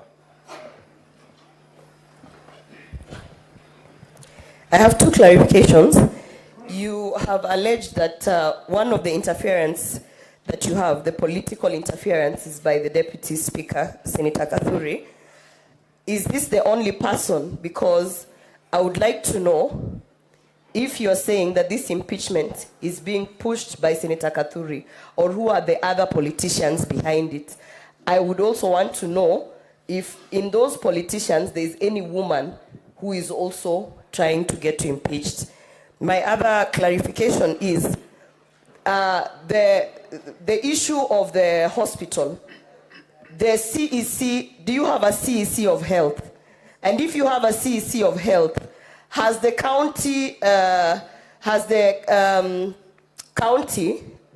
the MCAs tried to impeach the CEC, because there is an actual clause in the Constitution for removal of a CEC, because the duty of care of the Ministry of Health actually falls under the CEC, yet they are jumping the CEC and going straight to the governor to impeach. I would like that clarification. Thank you, Senator. Indeed, I have CEC held. The County Assembly of Meru has never tried to impeach the CEC held. That is the position. About the political interference in Meru, there are so many other people who believe that they should not be led by a woman, and that's why you see them gathering together and then trying to politicize the issue of a young family to bring me down. There's a tradition in Meru that they should not be led by a woman. I want to say categorically that the chair of the interference, or the person who interferes most, is the Deputy Speaker of this House. The rest, I don't see if it's good for me to mention them in absentia. Senator Olekina. Thank you, Mr. Speaker. Mr. Speaker, I just need to seek some clarification from the Governor. Madam Governor, in your bundle of submissions, and I'd asked this question earlier on, there seems to be a lot of letters back and forth from your office to the Assembly seeking for particular members to be confirmed in particular boards. Can you tell us whether those letters, as alleged, are fake, are forgery, or those letters are indeed letters that you've sent to the Assembly and were either ignored by the Assembly or they were responded to? And finally, can you just tell us whether there is any form of cooperation, harmony between you and the Assembly of Meru? Thank you, Mr. Speaker. Governor.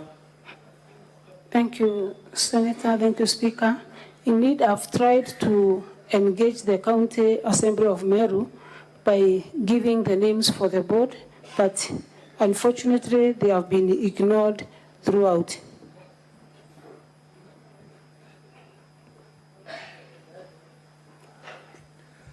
Senator Mofai. Honorable Speaker, Honorable Speaker, I want some clarification from the Governor. I happen to be a neighbor to the Governor, and of late I have witnessed influx of patients from Meru County to Tharaka County seeking medical attention.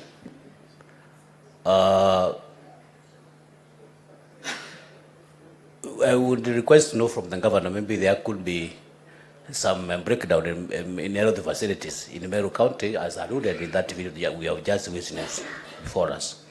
Number two, Honorable Speaker, recently we have witnessed a national reconciliation which was being executed by His Excellency the President, because we had some national crisis that called for a broad-based engagement, and then when the country is at peace. One would want to know from the Governor, why has it taken us close to 2 years without managing just 69 MCAs to sit down and work for Meru people?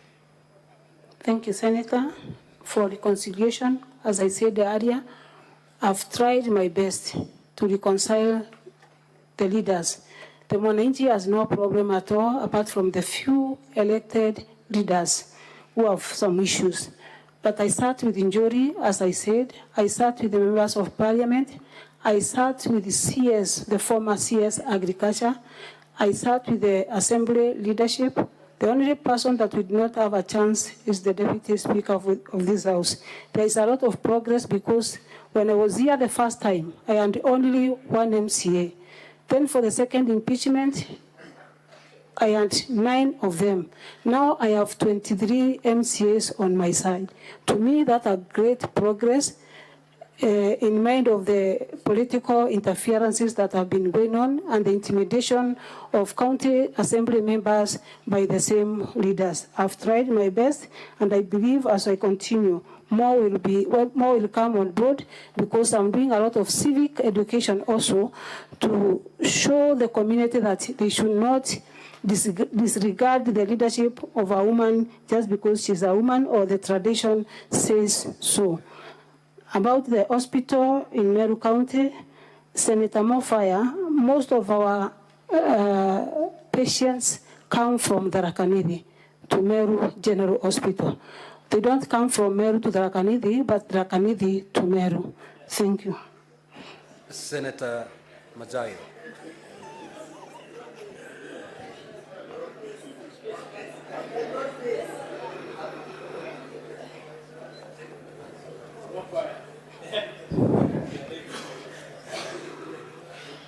Asante Bwana Spika. Swali langu Gavana Kawira, swali langu ni kuhusikana na yule mshauri wako kwa mambo ya kisheria. Yule mama alikuwa anaitwa Linda Gakikiome. Nataka kuuliza swali moja tu. Ulimwandika kazi wakati huo akiwa mshauri wako wa mambo ya sheria tariki 28 mwezi wa 3 mwaka wa 23, na mwaka mmoja kamili tarehe 26 mwezi wa 3 mwaka 24 ulimpatia barua ya kumwisha kazi ama kumwambia kwamba unataka awache kazi. Nataka kuuliza, je, baina ya wewe na yeye kulikuwa na kukosana ama kulikuwa na taabu fulani ama kulikuwa na kutoelewana fulani ndio sababu akasema ya kwamba yeye si alikuwa ameandika ile barua, bali ni kwamba wewe ulikuwa umefanya ile, pengine si wewe lakini ile barua iliyoandikwa si wewe uliyetia mkono wako kidole? Nataka kujua hiyo tu. Asante sana Senator. Ningependa kusema ya kwamba nilipotoka hapa wakati wa impeachment ya kwanza, na Senate kaniambia ya kwamba nitafute njia ya kufanya kazi pamoja na hata watu ambao ni wa vyama vingine. Nilimtafuta leader ambaye alikuwa naibu gavana wa Rentole wakati wa kutafuta uongozi. Nikamwambia tufanye kazi kwa pamoja, na ninaamini wakati nilimtafuta sikuwa na moyo mbaya. Hakuwa amenikampenia, hatukuwa tunajuana, lakini kwa sababu nilikuwa nataka kuleta nyumba yote pamoja na kuleta Wameru pamoja, nikamchukua huyo hata kama alikuwa mpinzani wangu. After 1 year alikuwa na kazi nyingi sana, maana ni wakili na alikuwa anafanya kazi zake, kwa hivyo kupatikana ilikuwa ngumu. Number 2, kulikuwa na wakati walikuwa wanafanya LSK, sijui kutafuta viti upande huo, akawa hapatikani kabisa. Nikamuita kwa ofisi yangu, tukaongea. Nikamwambia kwa sababu Meru kuna changamoto nyingi na kuna mambo mengi ambayo yanahitaji advisory. Nikamwambia kuja uwe karibu na mimi, akaniambia hapatikani. Ndio basi nikamwambia kama upatikani na kuna maneno mengi ambayo yanapaswa uhusishwe, naomba tu, na tukakubaliana ya kwamba yeye mwenyewe atatoka kwa hiari yake, lakini baadaye alikataa, na nikaona ni vyema nitafute mtu mwingine ama nimsimamishe kazi ndio Meru iweze kuendelea vizuri. Sina ubaya wowote na yeye. Senator Mariam. Thank you, Mr. Speaker.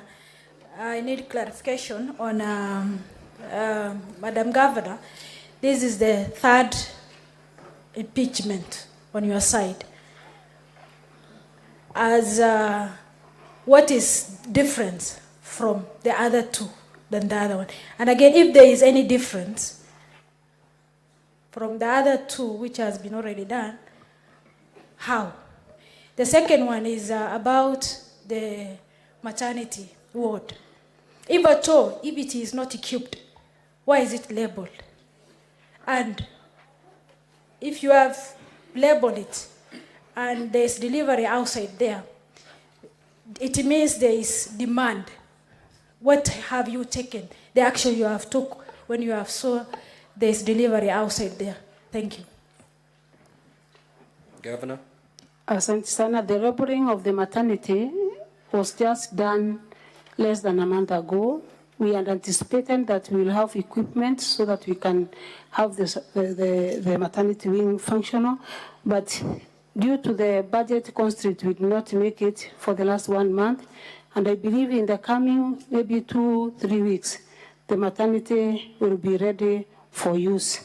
My Waziri for Health visited the place and other places because we have more than 230 health facilities in Meru, that being one of them.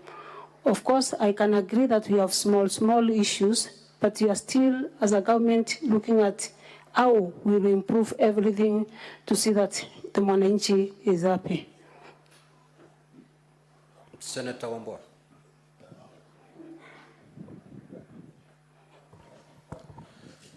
Thank you, Mr. Speaker. Mr. Speaker, I have 2 questions to the Governor. Madam Governor, one of your key witnesses, Honorable Kawira, confessed on record and under oath that he and a group of other members of the County Assembly of Meru, on their own motion, converted themselves into economic saboteurs, that they sat down and conspired to sabotage the economy of the county government of Meru. At what point did you get to know about this admission of crime? And as the governor of Meru, did you report this matter to police with a criminal offense? Secondly, Madam Governor, I want to get your appreciation of the impeachment process. Do you appreciate it as a legal constitutional process that the Assembly should take as part of its business and facilitated by the Assembly, or is it a personal initiative by people who have a grudge against their governor? I thank you, Mr. Speaker. Governor. Thank you, Senator.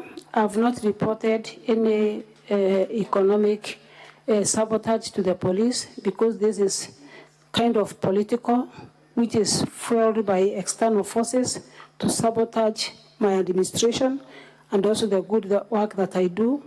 And I want also the honorable senators of this house to know that the real mwananchi kwa ground has no issues about the way I run Meru County. It's only a few class of leaders that have sworn that I will never have peace in that county. They must keep me busy with other things because of 2027 politics. There is nothing more or big than more. It's only 2027 politics that is being played by the MCs who are used by the political class or political leaders across Meru County. About the personal initiative,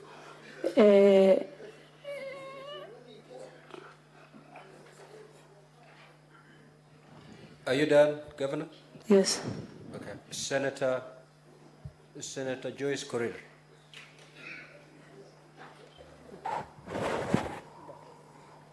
Thank you very much, Honorable Speaker.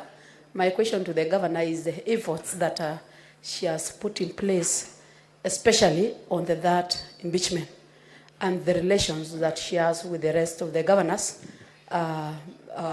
especially on the matters this impeachment and the stability of the county. Thank you.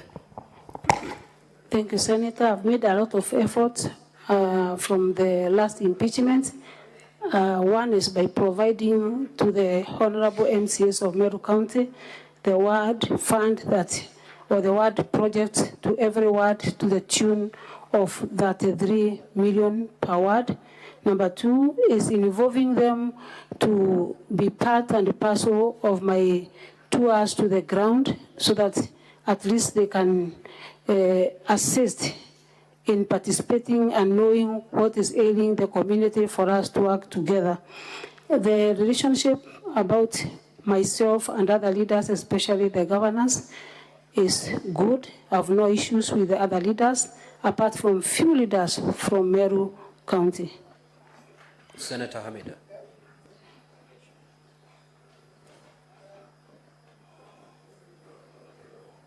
Thank you, Mr. Speaker. Madam Governor, just wondering, is dissolving the county way to go? Because looking at the relations you have with the county assembly, and I'm also wondering, they have called you all names. They have called you a mad person. They said the impeachment of the governor is their business. So what is the way forward? And also, is there anything working in the county? Thank you. Thank you, Senator. Everything in the county is working apart from politics. In terms of development, Meru County has been ranked among the 5 best performing counties in Kenya. We have no issues with even absorbing the budget. We have been ranked with 79%.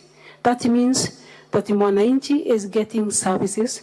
Mwananchi is very happy about the leadership. Mwananchi is very happy about the progress that we are doing as the government of Meru, apart from the few political leaders who want to show that filthy picture to the country that there is something wrong. Dissolving the county, honorable senators, this is the mandate that is rested upon you. I cannot dissolve it on my own unless I don't think I have powers to do so. But this honorable House has powers. I think the president also has the powers to do so. But I said earlier, we have young men and women as MCAs in Meru. Those who are not in the madness of political issues. They participated in the elections, won in different ones. They have just been in office for 2 years, remaining 3 years. They did their best to be leaders in respective ones. We will be doing justice to a person who has no issues with Meru politics. Will there be any justice to the governor who ran the whole county as an independent governor and won the position against 2 bigwigs and against the tradition of Meru that says that we should not have a woman as a leader? As I speak, honorable senators, in Meru, we have only one elected lady who comes from my place. Out of the 45 elected MCAs, we have only one. Meru has never elected a leader at the national level. We get all the nomination slots and no election to women. I think the other way about to solve this issue is to do a lot of civic education to Meru so that people can understand and embrace the leadership of women. That is the only issue in Meru. For development, we are doing well. For absorption of the budget, we are doing well. Mwananchi is very happy. Thank you, Governor. You're now repeating yourself. Senator Veronica.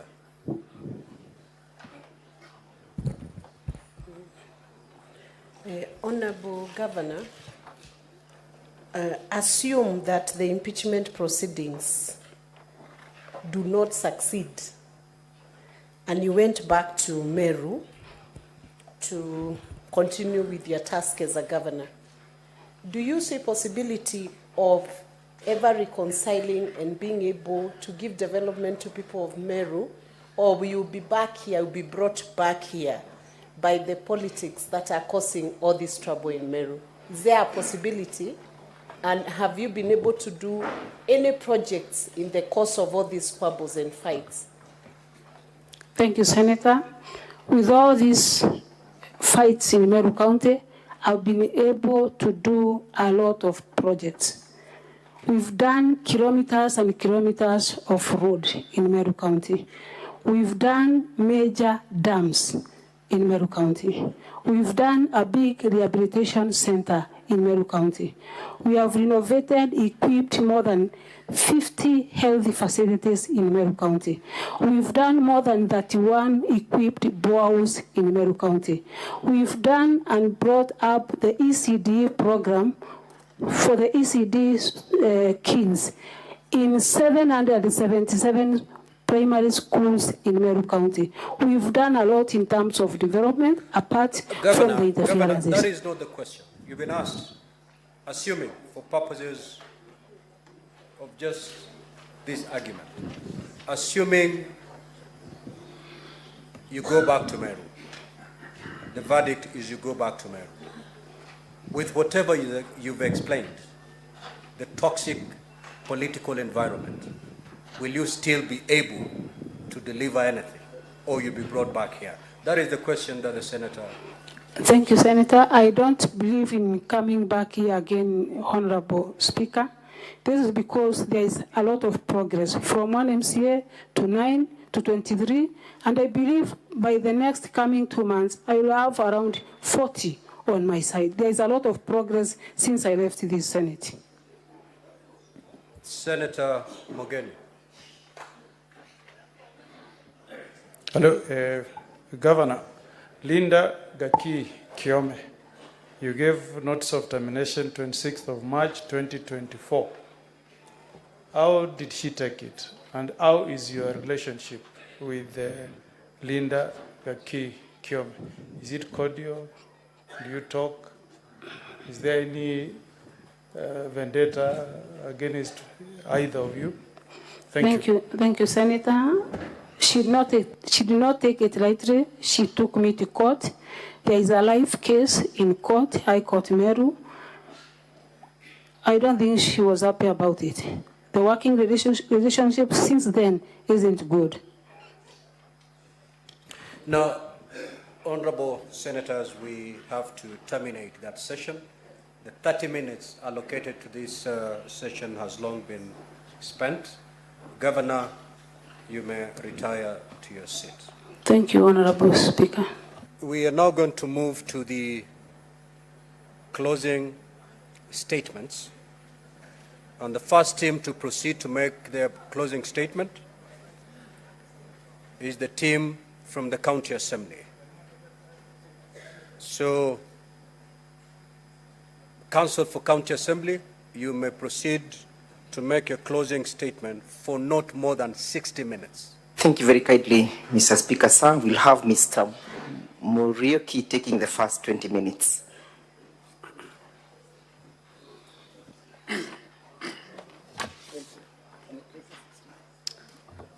Mr. Speaker, my name is Eric Murioki. I will take the first 20 minutes of our closing argument. Mr. Speaker, sir, honorable members of the Senate, when the story of devolution in Kenya is told or is written, the members of the 3rd County Assembly of Meru will be remembered fondly as champions of devolution who, without compromise or favor, exercise their oversight role, champion for accountability, transparency, and good governance by holding the person accused before you to account for every transgression. These members of the 3rd County Assembly have performed their oversight duty even when it was inconvenient to do so, even when it was not fashionable, despite several and serious challenges, including threats to their lives and their families, as you heard the testimony of the attempted torching of the Assembly. Mr. Speaker, sir, the MCAs the elected representatives of Meru County have told this honorable House time and time again that there is a problem in Meru. In 2022, the MCAs were before this House when the governor, barely a few months after being sworn in, had opened war fronts against members of the county assembly through vilification campaigns, against the church, against elected leaders in the county. And back then, during the first impeachment process, the governor was offered invaluable pieces of advice by the members of this House who were in the select committee that was investigating the matter. And indeed, the governor vowed to become the foremost peacemaker in Meru. This vow was short-lived, and in 2023, the governor found herself again before this House, answering to other charges, having opened more war fronts, including now her own deputy, by encouraging and condoning junior officers to undermine and insult that deputy governor. She was at war with the members of parliament from Meru. She was at war with the council of elders, with the senator of Meru, and other leaders, as records of this House will reflect. Now, the governor has fallen out with her own secretary of the County Public Service Board.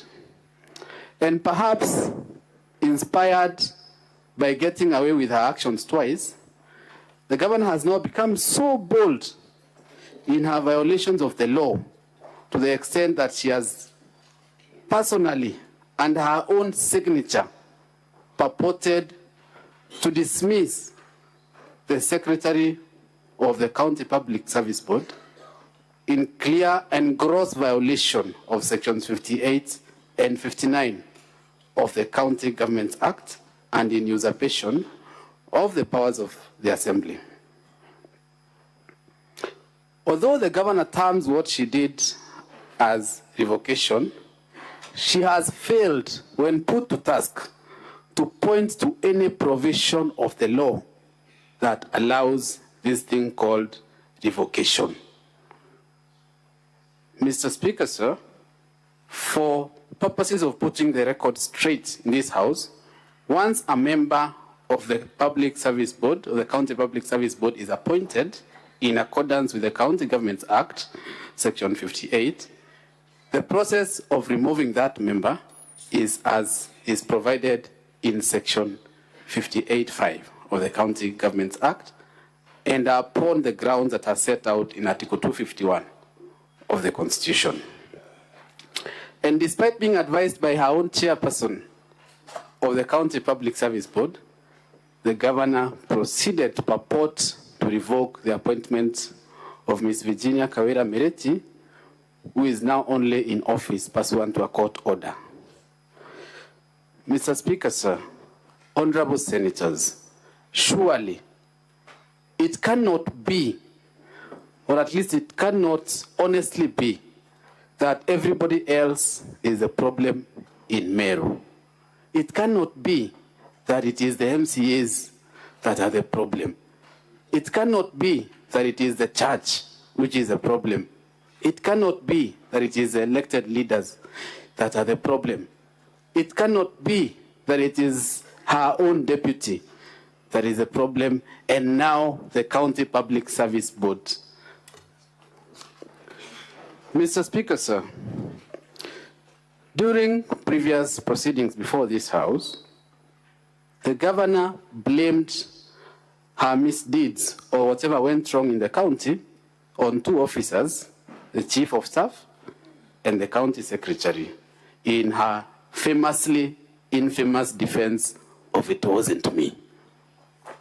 However, when the county assembly made recommendations that the governor institutes disciplinary measures, including dismissal, against these officers that she blamed for things going wrong in the county, she refused to implement this recommendation. A fair-minded and reasonable person, honorable senators, must therefore conclude that the governor has been acting through those officers, or that they have been violating the law and the constitution with her blessing and under her patronage. On one hand, the governor tells you in her defense that the violations of the law she is being accused of are occasioned by others. It is the county secretary, it is the chief of staff, and that those others should be called to answer those violations. But then, on the other hand, the governor proceeds to tell you that the county assembly has no powers to recommend that the governor should take action against these very officers that she blames for those violations.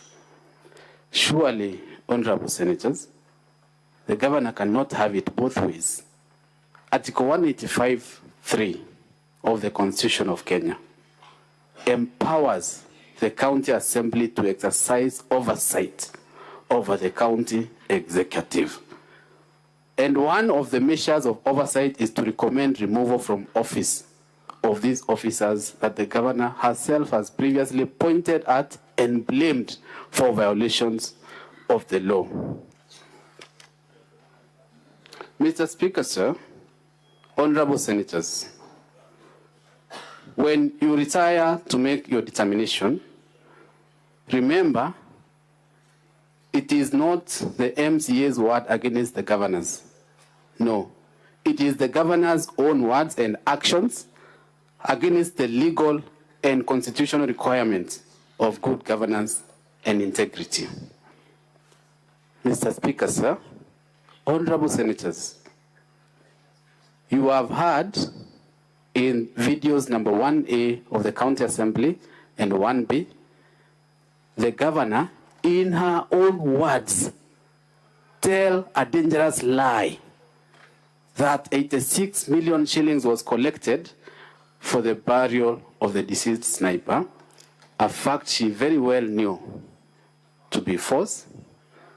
And when put to task to prove those statements, she has failed. In cross-examination, the governor states that the only evidence that she has of 86 million is a video, which video has not even been shown to this House. Mr. Speaker, sir, you heard the young widow that stood here, Irene, tell you that as a result of the governor's lies, she has not only been ostracized by the community, but has also become a target because people think she has 86 million that she is holding on to. Honorable senators, let me remind you that the evidence of the young widow was unchallenged. Not a single question was put to her in cross-examination by the governor.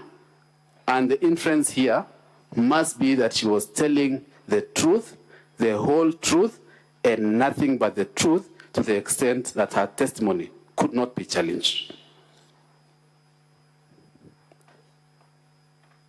Honorable senators, words spoken by leaders mean something, or at least they ought to. Words spoken by leaders have real consequences. A leader of the stature of a governor telling such a lie to the public has led to such disastrous consequences, as you heard the witness testify here, that she can't even live in a matrimonial home. Honorable senators, that cannot be taken as anything else other than gross misconduct. Article 73 of the Constitution of Kenya does not leave any room for a public officer to make such misleading utterances to the public, endangering the lives of others and bringing dishonor and disrepute to the office that she occupies. And such misleading claims are also in gross violation of Section 19 of the Public Officer Ethics Act. Mr. Speaker, sir, honorable senators, you heard the governor in cross-examination admit here that her conduct was insensitive to the family. This pattern of lying to the public that the governor engaged in, she did so while paying full salary and benefits to one of the persons accused of murder of Sniper. Christas Kiambi Manyara is a communications officer in the office of the governor. It is not in doubt that he was charged on the 29th of February, 2024, and it is not in doubt that he continued to receive his full salary and benefits, as evidenced by the payslips produced in, among others, page 392 and 393 of volume 2 of the County Assembly documents. Mr. Speaker, sir, in that pattern of lying, the governor says in a video that she does not know this person, who is a main suspect called Vincent Mureithi. However, Mr. Speaker, sir, documents have proven that this person was employed as a deputy director of the governor's press, and that one of his referees, in the governor's own words, is the governor's sister, who is also her PA. You will find this person's letters of appointment in pages 445 to 452 of volume 2. This is a person that the governor denied having any knowledge of. Honorable senators, it cannot be a coincidence that this outspoken activist who criticized the governor was murdered just a few weeks after the second impeachment motion. It cannot be a coincidence that the people accused and charged are so close to the governor by her own admission. Honorable senators, moving on, as a result of the governor's breach of the law and court orders, the county of Meru has suffered financial losses, including being slapped with costs of 3 million shillings, and this house can confirm the same from the decree of the court produced in pages 162 and 163 of volume 2. Honorable senators, the Auditor General's report identifies that the management of Meru County is headed by the governor. And this is in line with Article 179.4, which identifies the governor as the chief executive of the County Assembly. And the Auditor General's report flags breaches of the law by the management by including other things, irregular payments, excessive wage bill, use of the manual payroll, which compromises transparency and accountability, and this can be confirmed from pages 344 to 347 of our volume 2. Honorable senators, the use of the manual payroll, according to the Auditor General, has led to a loss of 102.9 million. Honorable senators, the governor has refused or failed to appoint chairpersons of various boards in Meru County, and therefore these boards cannot be said to be legally constituted. Even when the governor purportedly forwarded names of nominees to these boards, she failed to forward accompanying information or clarification sought, as is required by the Public Appointments County Assemblies Approval Act, sections 4 and 6. Honorable senators, you have been treated, or at least attempts have been made to treat this house to theatrics by the governor and her legal team, who, in attempts to deflect the attention of this house from the governor's violations of the law, have resorted to the stories of gender and other irrelevancies, which are not a sufficient defense or explanation to any of the violations in the impeachment motion. Honorable senators, the governor claimed that she illegally revoked the appointment of the CEO of the Public Service Board based on advice from an unnamed legal advisor. The person who was serving as a legal advisor to the governor at the time in question came here, testified.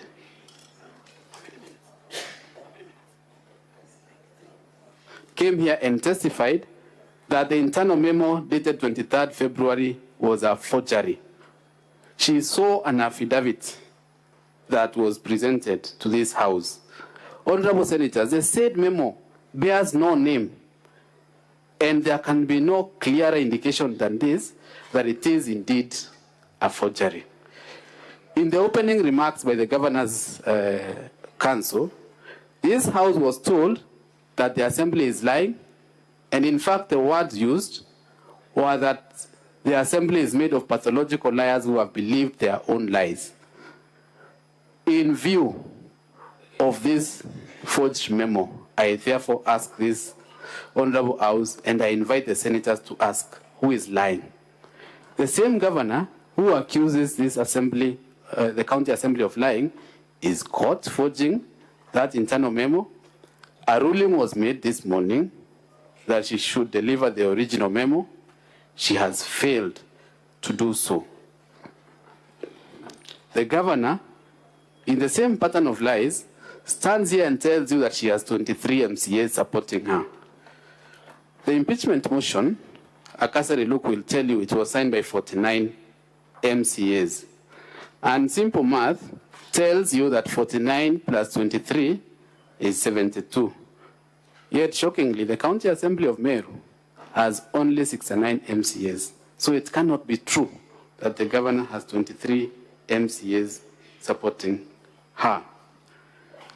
The Supreme Court in the Sonko case was categorical that there is no obligation in impeachment proceedings to prove each and every charge, and this means that even one charge substantiated should suffice. In that case,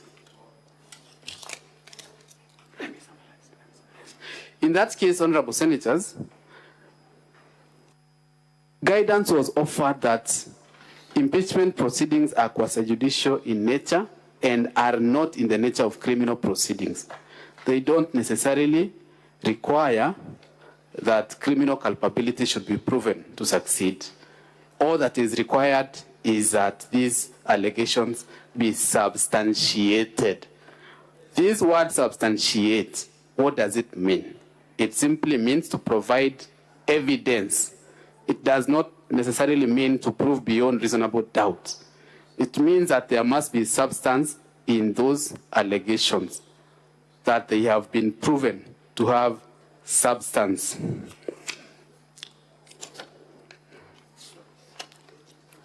Honorable Senators, as I conclude, the evidence presented before this House cannot be trivialized to statistical count as an attempt was made in cross-examination of the mover. The gender card cannot be used to escape accountability. It is not a carte blanche or a shield to commit impunity. It is not about being female or male. It is about violations of the law and the Constitution. Honorable Senators, finally, in paragraph 7 of the Governor's response, that is volume 1 of the Governor's document, she seems to suggest that the county government of Meru should be dissolved. I call on this House to reflect on the words of the Bible in the book of Matthew, chapter 18, verses 8 to 9, and to paraphrase the words of Jesus Christ as he was teaching the people then: if your hand or your foot makes you sin, cut it off and throw it away. For it is better to enter the kingdom of heaven maimed or lame than to be thrown to everlasting fire with both feet and hands. There is no cause for dissolution of Meru County.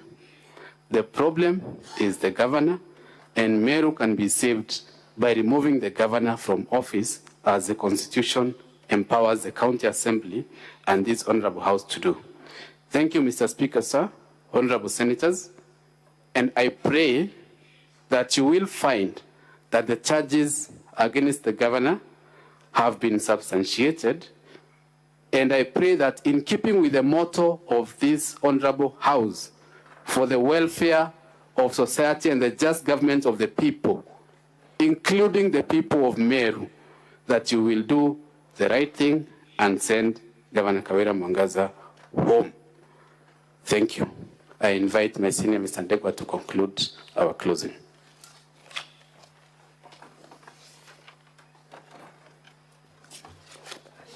Thank you very kindly. I must begin by conveying the apology on the part of the County Assembly for having to engage this distinguished assembly in all these processes. It is not out of the own making of the County Assembly. It is a call of necessity. Necessity has dictated that we must come before you as and when time and situations and circumstances arise. A situation has arisen where we have to come before you, honorable members of the Senate, to ask you to do your noble thing of exercising oversight over the county government of Meru. I have time and again put it on record that the County Assembly of Meru and the people of Kenya have a lot of confidence in the manner in which this House conducts its business. It's on that basis, therefore, that we have been able to appear before you severally, seeking and pleading for only one thing, that justice be done in the county government of Meru. And what justice are we looking for, honorable members? We are looking for justice of that particular person who is not able to access services, courtesy of bad governance. What justice are we looking for? We are looking for justice of that child we saw who was born on a karai, that child who cannot speak, that child whose fate is not even determined. And when the governor is put to task, says, I have just been made aware. How would you take that governor to be a responsible person? How would you take that person to be a person who is capable of enhancing good governance, delivery of services? How is it that she was not aware that that hospital is not functional? How is it that she is not aware that that hospital or dispensary has a functional maternity wing? She takes no bother to confirm why the hospital was not functional as at then. Even having been made aware as at yesterday, she still says, I am not aware. Is that the governor who is capable of running the county? Is it really the mistake of the part of the County Assembly? Or is it the County Assembly being invited by the misconduct and the misdeeds of the governor? Can the County Assembly of Meru County sit pretty and watch things go south? Isn't it their responsibility to exercise oversight over the performance of the county government? Are they wrong when they invite the Senate to help and assist and facilitate the operationalization of the oversight function? That is all what we are asking for. That is all what we are asking for. If we were in the UK setup, this House qualifies to be the House of Lords. It's a House of Lords because it's capable of determining where the truth is and where the lie is. Evidence has been led from the County Assembly. Grounds were approved by the mover of the impeachment that it is true the governor has transgressed and violated the Constitution. When she was put to task to explain the circumstances that led to the revocation of that CEO, she simply said, it wasn't me. And how can it be that the governor can be allowed to get away with a forgery? Isn't it a criminal case in the first instance? And who has a burden of proof? The person who claims that the signature was forged appeared before the Senate. Her evidence was put through test by cross-examination, and clarification and verification was sought by the members of the Senate. Who then is lying? Is it Linda Kiome, or is it the governor? Can the governor be trusted, put to task, and granted an opportunity to bring even the original advisory? She simply said it was seated somewhere in Meru. Unfortunately, she mistook where the place of the trial. The place of the trial is not in Meru, it's before this Senate. Is that a conduct that is consistent with innocence? If she was innocent, if there was not forgery, why was it so difficult for her just to bring that one letter? Why could resources not be committed to make sure that as and when she was made aware that that is an issue, that a letter could not be procured 180 kilometers away from the place of the trial? What is she concealing?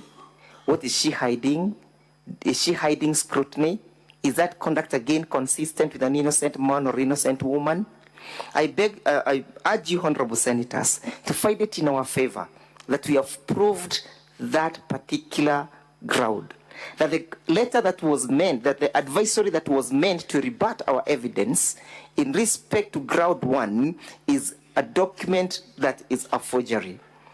In the case of Philomena Mwilu, the Deputy Chief Justice of the Republic of Kenya, it was held that evidence that is tainted with illegality, it cannot be admitted.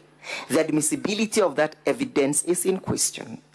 And having read the case of Wambora in the Civil Appeal number 21 of 2014, the Court of Appeal suggests that this is a quasi-judicial process. And it being a quasi-judicial process, the rules of evidence plays a fundamental role in the manner in which the admissibility of document is concerned. I sought leave of this House to have the document placed on record. They took no initiative. Why? Because they wanted to conceal the lie.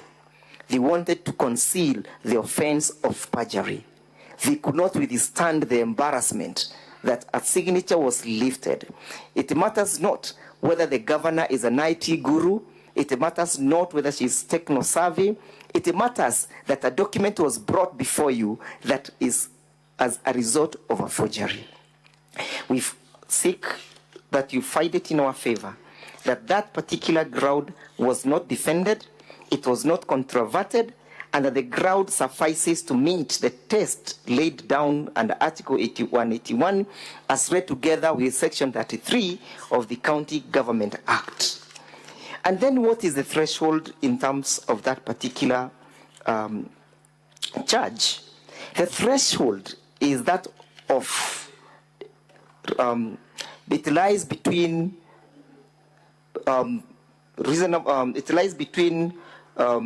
balance of probability and beyond reasonable doubt. That is what the case of Governor Wambora stated, that we are not supposed to prove. The burden of proof is not beyond reasonable doubt. It's not beyond reasonable doubt because this is not a criminal trial.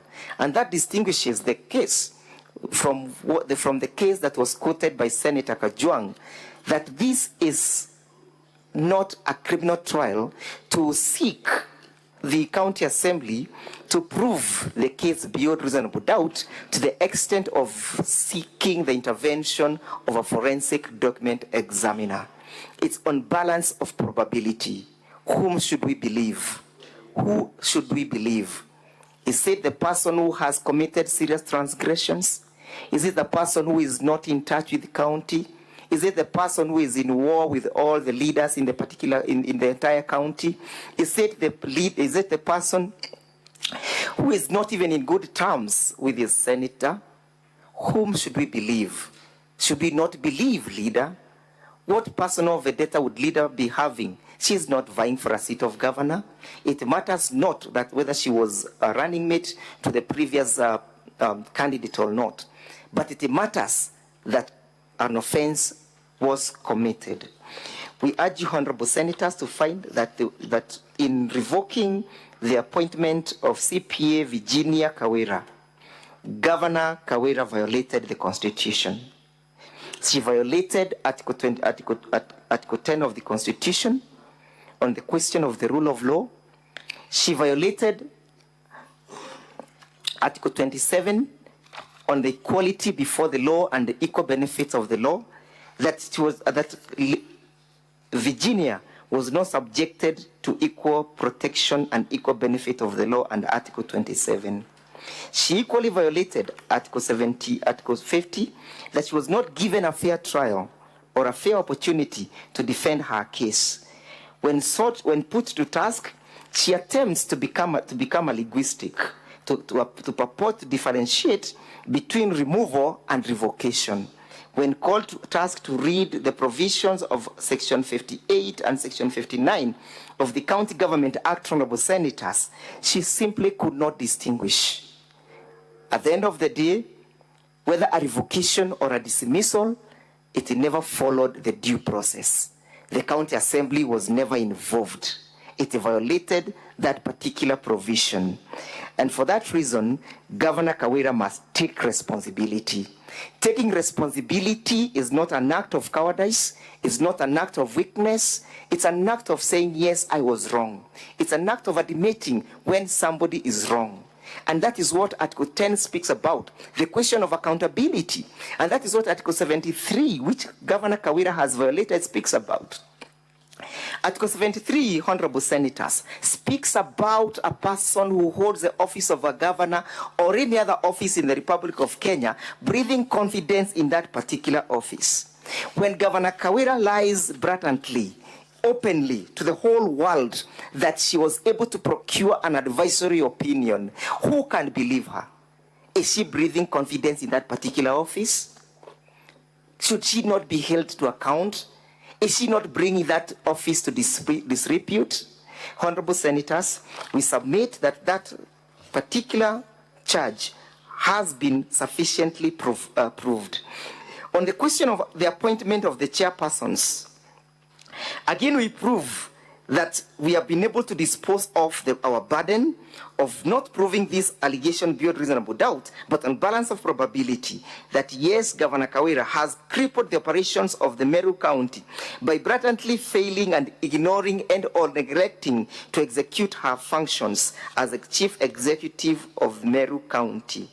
That amounted to the violation of Section 4 of the Public Appointments Act, in that requires when the governor is bestowed with the responsibility of a duty to follow the provisions of the law, can she be acquitted?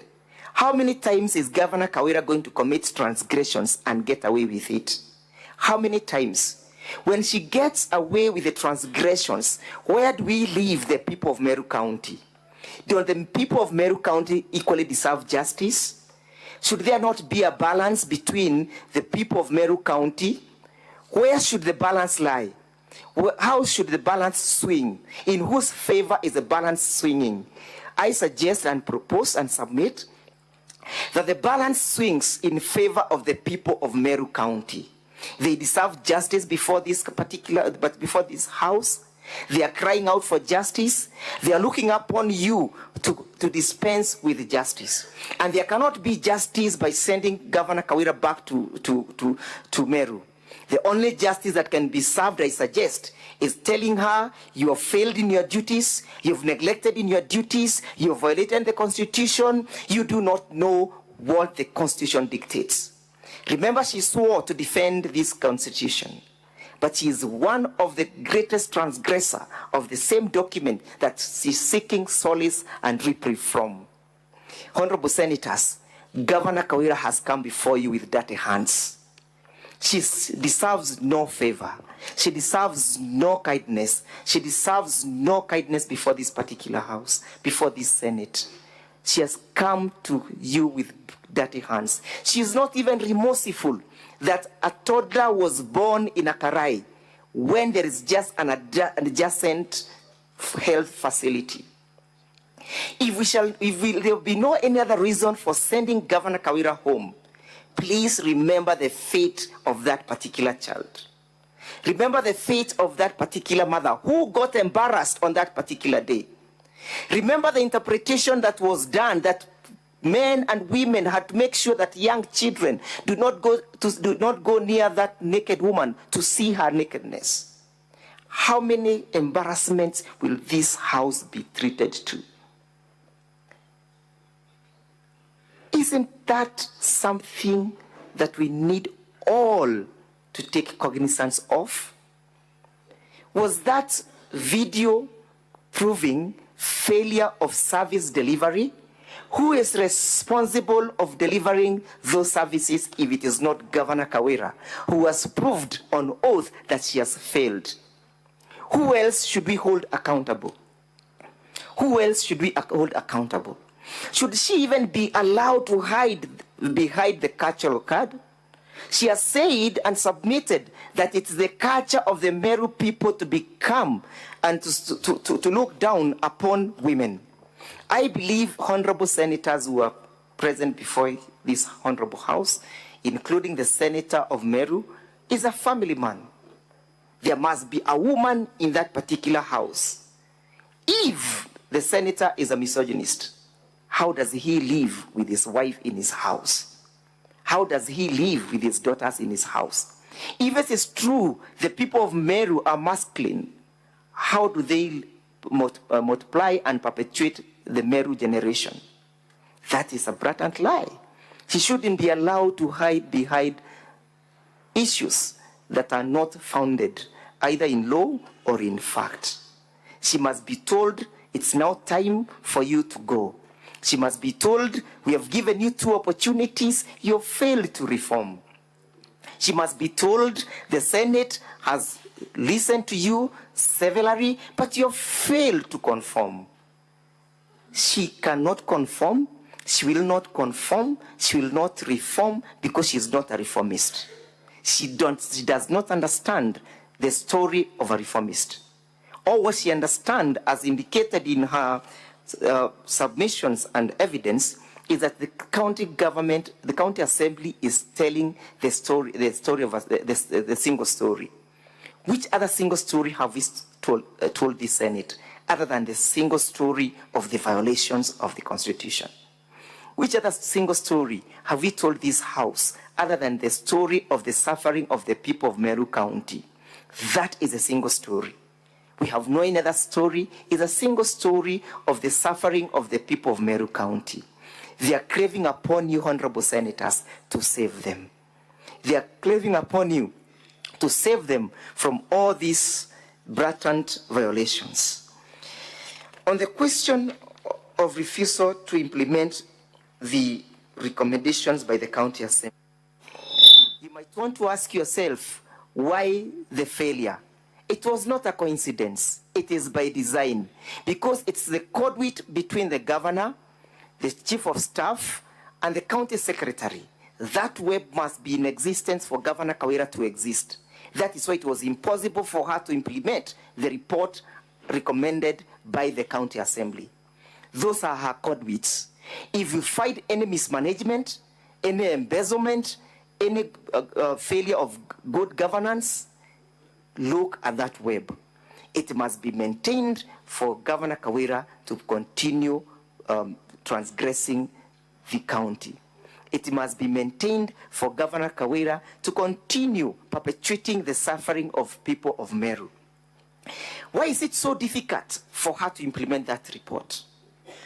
Why is it difficult for her to see that there was necessity for her to implement that report as recommended by an equal arm of her government?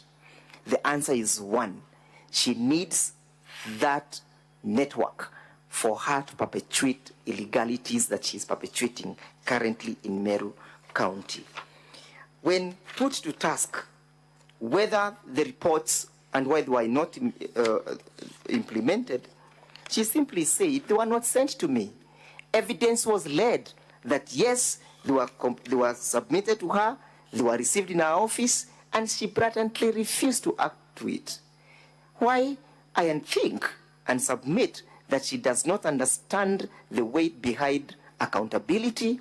She does not understand the weight behind transparency. She does not understand the reason why there is a rule of law in this country.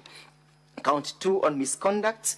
Yes, she acknowledged that she made those particular statements.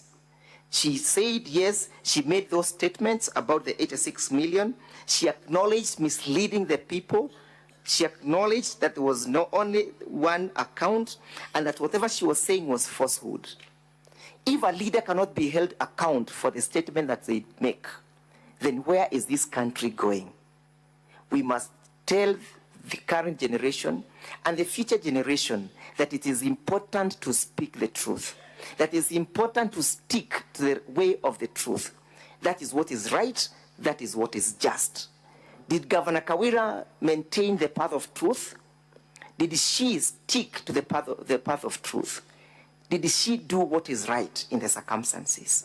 We submit that she willingly veered away from the path of truth. The evidence of the window, and may he rest in peace, was never tested. None of them cross-examined that lady.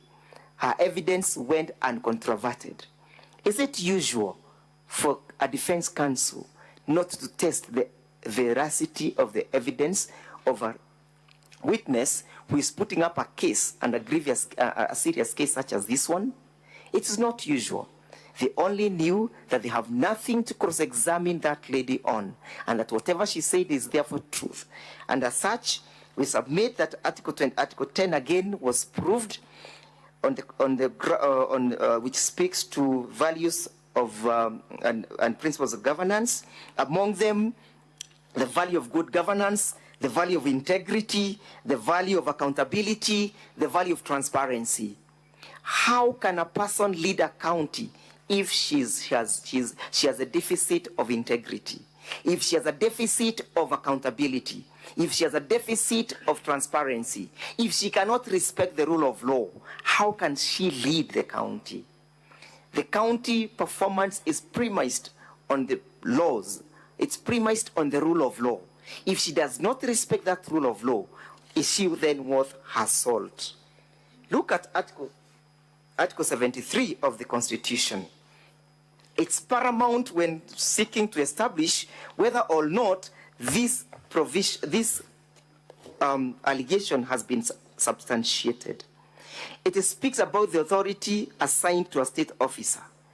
It speaks about public trust must be exercised in a manner that is consistent and demonstrate respect for the people. Does that video and the conduct that was exhibited before this assembly demonstrate respect for the people? Does it bring honor to the nation and the dignity of the office of the governor? Does it promote confidence, public confidence in the integrity of that office? We submit that the conduct exhibited by the governor, through the evidence of the witness that was not controverted, flies over the face of Article 73, and that does not breathe confidence. It does not demonstrate respect for the people. It does not indicate integrity. It does not bring honor to that office. If she cannot honor that office, why should she hold it?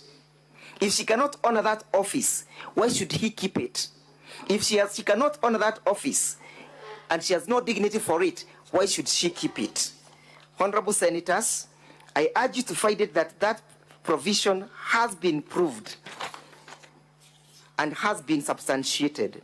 On the question of paying Kiambi's Christas Manyara, it must be remembered that she has admitted on oath that this Kiambi Crispas is a person who works in the office of the county governor. She has admitted on oath that evidence has been laid that he is one of those people who are accused for the murder of and the slaying of Sniper. Put to task why he continued to earn his full salary while still in custody for 6 months. She simply said, "It wasn't me." When will Governor Kawira learn to be responsible? When will she ever learn to own up for a mistake that is so glaring such as this one? She takes no cognizance that money was spent unlawfully. She takes no cognizance of the provisions of Article 201 of the Constitution. Honorable Senators, Article 201 is paramount in the manner in which the resources of this nation are governed. Article 201 speaks about the principles of public finance, and it provides that there must be prudent use of public finances. Was this one way of prudent use of those resources? Why should a person who is in remand continue to earn a full salary? Why should actions not be taken for a person who perpetuates these violations? It speaks about openness and accountability, including financial integrity.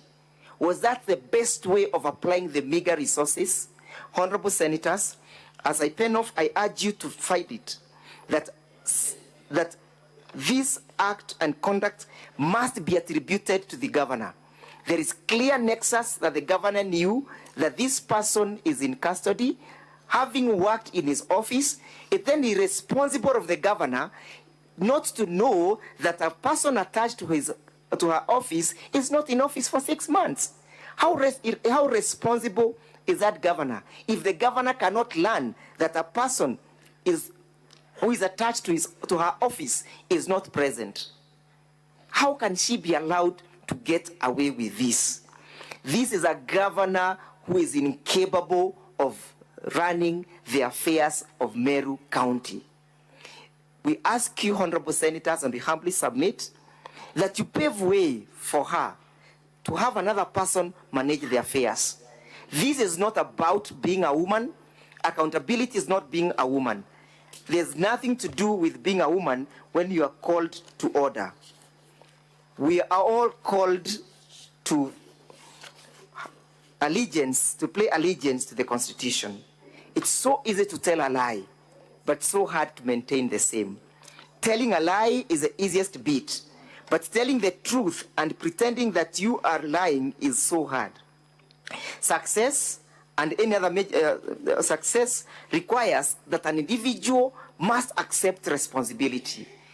Kawira Mwangaza must accept that the county is not functional.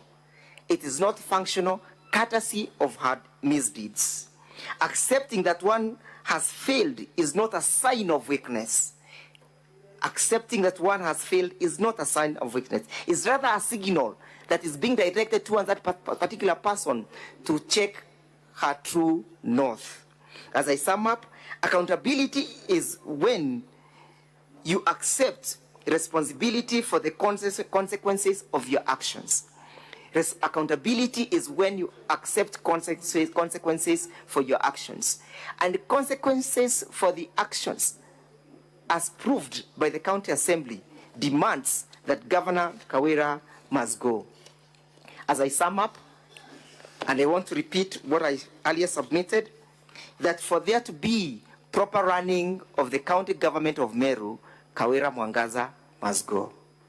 For there to be services, proper delivery of services in the county government of Meru, Kawira Mwangaza must go.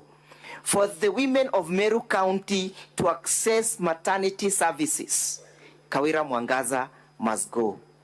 For the babies of Meru to be saved from the embarrassment of being born in Akarai, Kawira Mwangaza must go. For proper running of the Meru County, Kawira Mwangaza must go. It's only proper for her to leave, to pack and go. She has demonstrated incompetence. She has demonstrated her inability and incapacity to deliver services to the people of Meru. We urge you, Honorable Senators, to fight it in our favor and send Governor Kawira home. Let her not hide behind other leaders. Let her not say that political leaders have instigated this motion. She has not brought as a witness any person including any affidavit swearing that the senator of Meru County is behind this impeachment. Let her not play the victimization card. Let her not hide behind victimization. Let her take responsibility for our actions. Na kila mtu atauchukua mzigo wake mwenyewe. Council, this is a house with rules. I submit. Yeah.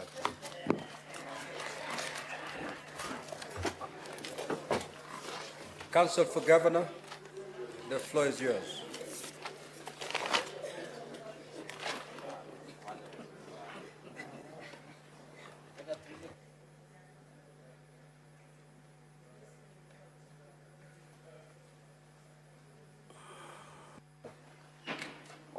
May I proceed, Mr. Speaker, sir? Absolutely. Thank you so much, Mr. Speaker, sir, and thank you so much, distinguished senators. For the record, my name is Ongoya. I'll be making the governor's closing submissions. Distinguished senators, courtesy demands that I open this process by thanking this House for the opportunity given to us as council and the opportunity given to the governor to be heard as we have been heard. The challenges associated with the time notwithstanding, we are satisfied that we have had a fair day in this honorable House. Distinguished senators, the governor invites this House to be guided by certain enduring principles that she will draw the attention of this House to. The governor invites this House to be guided by the guidance that was applied by the famous philosopher Socrates to all persons sitting in the position of judges, which you now do. 4 things belong to a judge: to listen courteously, to answer wisely, to consider soberly, and to decide impartially. There is a biblical injunction that also addresses itself to the attributes of judges. I think there's advice that was given by a man called Jethro to a man called Moses in the book of Exodus, when Jethro thought that Moses was spending significant amounts of time deciding cases. He advised him to appoint judges to help him decide disputes between the children of Israel. He gave the following attributes: able men, such as fear God, men of truth, hating covetousness. The governor holds this Senate in the highest possible regard and attributes these attributes that have survived the age of time to this Senate. Allow me to deal with what I consider to be some side issues that have arisen in the course of this trial and in the course of the Assembly's final submissions. Distinguished senators, an issue emerged as to whether ISPAC member number 10955, Kirimi Ibrahim Mutwiri, is an active member of ISPAC in good standing.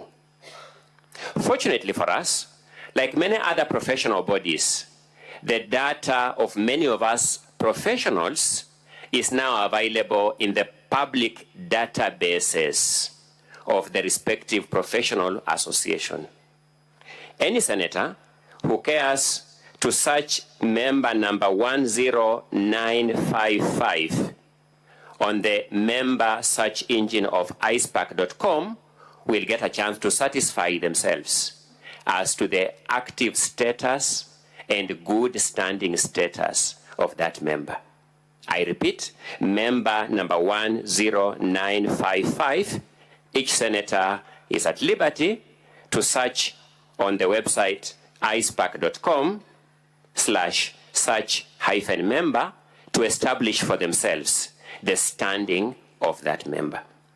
I say that with great humility because it's important that we address ourselves to the substantive issues that have kept us here and that keep us here up to now. It is not for lack of other business, the governor believes, that distinguished senators are sitting in this house after 9 p.m. to resolve this dispute. The governor believes that the issue before this Senate is so significant that it should never turn on a matter of side issues. And one senator's search member number 10955 in the icepack.com search engine and establish the active and good standing status of that senator, of that accountant, my apologies. They will then form their own opinion as to who is standing on the platform of truth and who is standing on the platform of lack of truth in the conduct of these proceedings. Mr. Speaker, sir, I'll beseech the timekeepers to remind me at intervals of perhaps 15 minutes because I like managing my time as I get along. It's just my humble plea. Mr. Speaker, sir, distinguished senators, impeachment processes, as I have said before, are processes governed by law and legal principles.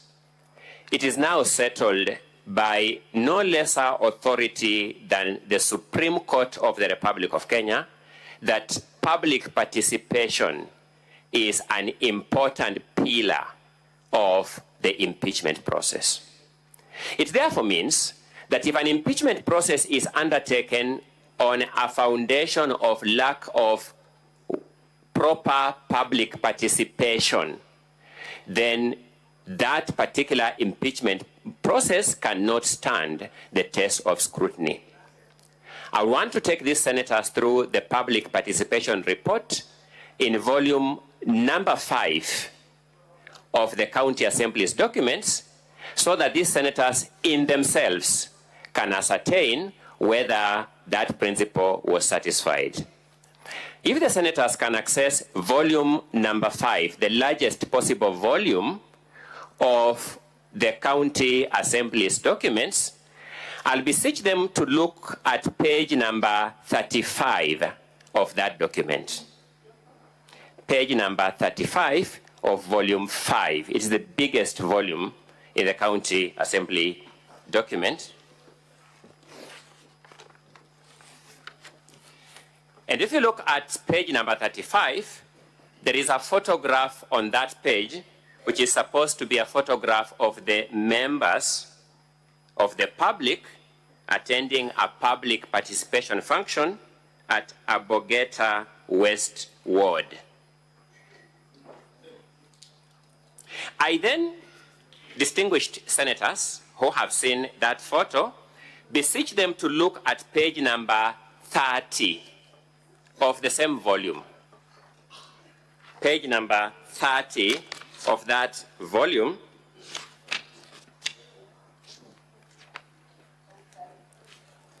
which is supposed to be now the public participation event at Abogeta East Ward. On the face of it, the same people in the same sitting arrangement, taking the same posture at page number 30 at Abogeta East Ward are the same people in the same sitting arrangement taking the same posture that you'll discover at page number 35.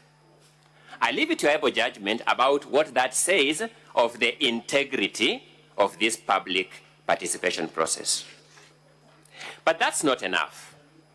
I'll beseech distinguished senators to turn to page number 331 of that same document. 331 of that same document.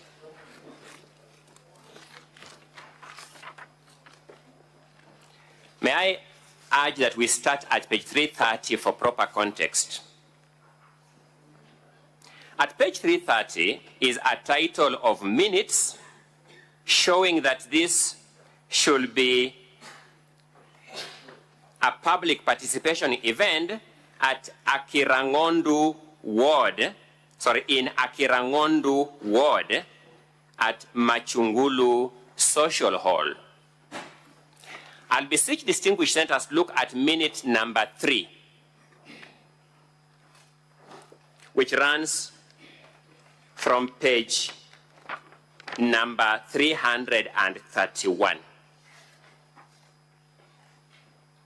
And I want you to look at the entire of that minute from where it starts all the way overleaf to page 332.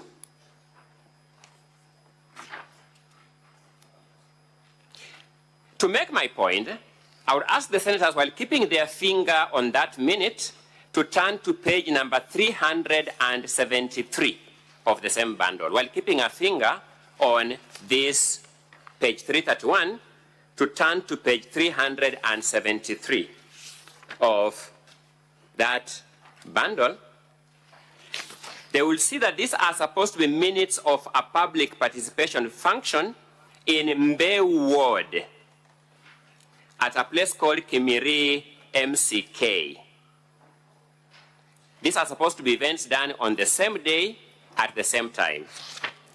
You realize that minute number 3 of those minutes starts at page 374 and turns overleaf to page number 375.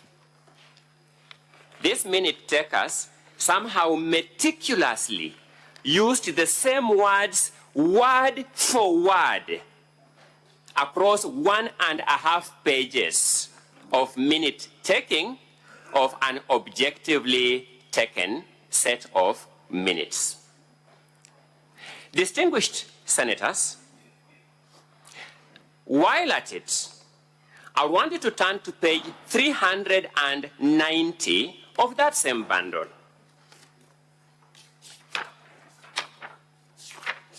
When you turn to page number 390, you'll come across a public participation event that apparently took place in Igembe East Ward at a place called Karaune MCK.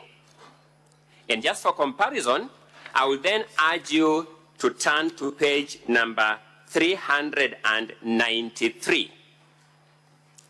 393, which is supposed to be a public participation event in Adiru Rugine Ward. I try to understand how to pronounce this name in Meru language, a lot of difficulty. Adiru Rugine Ward at a place called Akune MCK. Putting your finger on those 2 minutes, I want you to look at minute number 3 of each of those 2 minutes. The one at page 390 starts from page 390 through page 391 all the way to page 392. And the one starting at page 393, minute 3 starts at page 393 through page 394 all the way to page 395. And you'll discover those minutes use the same words in the same order, the same sentences in the same order, word for word, across 3 pages of minutes. I leave it to able judgments, applying this Socratic standard that I have just prescribed for this sentence. Courteously, you answer wisely, you consider soberly, and you decide impartially, distinguished senators. Would you say that this is a public participation process that passed the requisite test of integrity? I just want to demonstrate one thing which can be done without taking too much time, which is page 332 of that document.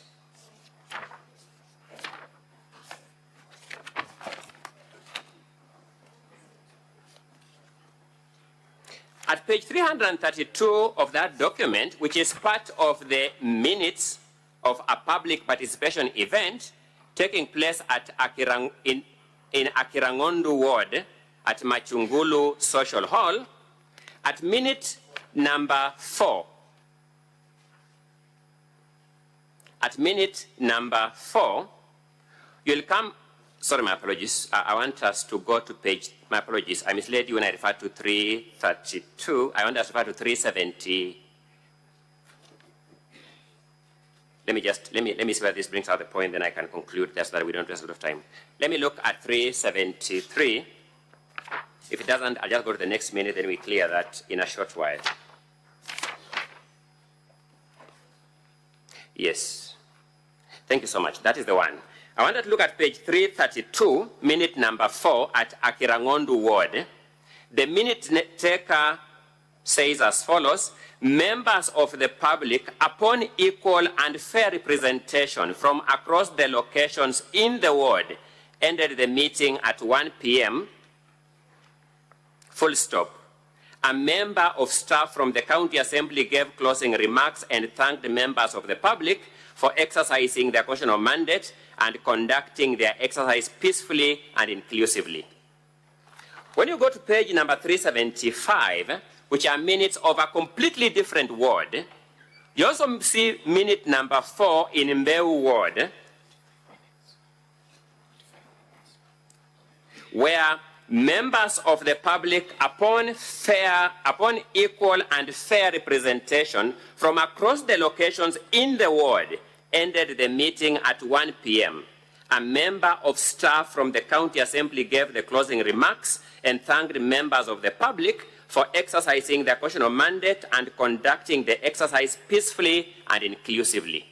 The same minute, the same words in the same order. I spoke here about some things being too fantastic to be true. Distinguished senators, these are the sort of things I was referring to. Normal human fallibilities militates against this kind of coincidences. I'll briefly make that point by looking at page 392.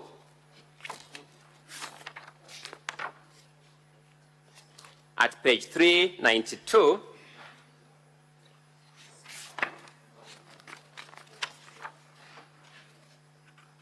of the minutes from Igembe Eastward. Page 392, after Roman 11 up there, there is an entry, a lady who spoke and was not in support of the impeachment motion said that since the governor was a woman, the MCS were planning to impeach out and needs to give her time to work and complete her term. It follows, another one said that she doesn't support the impeachment motion because the governor is the only senior-most politician from Meru County. I want us to turn to page 395, which is part of the minutes from Adiru Rujine Ward. Just after Roman number 11, a lady who spoke and was not in support of the impeachment motion said that since the governor was a woman, the MCS were planning to impeach her out and needs to give her time to work and complete her term. It follows, another one said that she doesn't support the impeachment motion because residents of Meru County are tired with these unending fights between the governor and the MCS.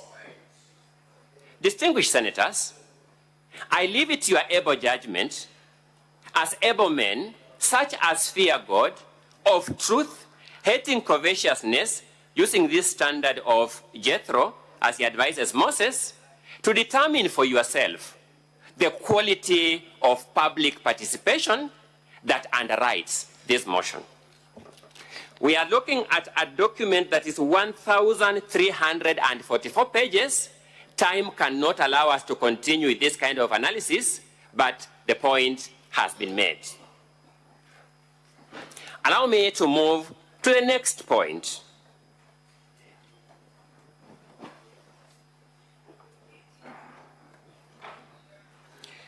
I want to deal with the various allegations that have been made against the governor in this impeachment motion.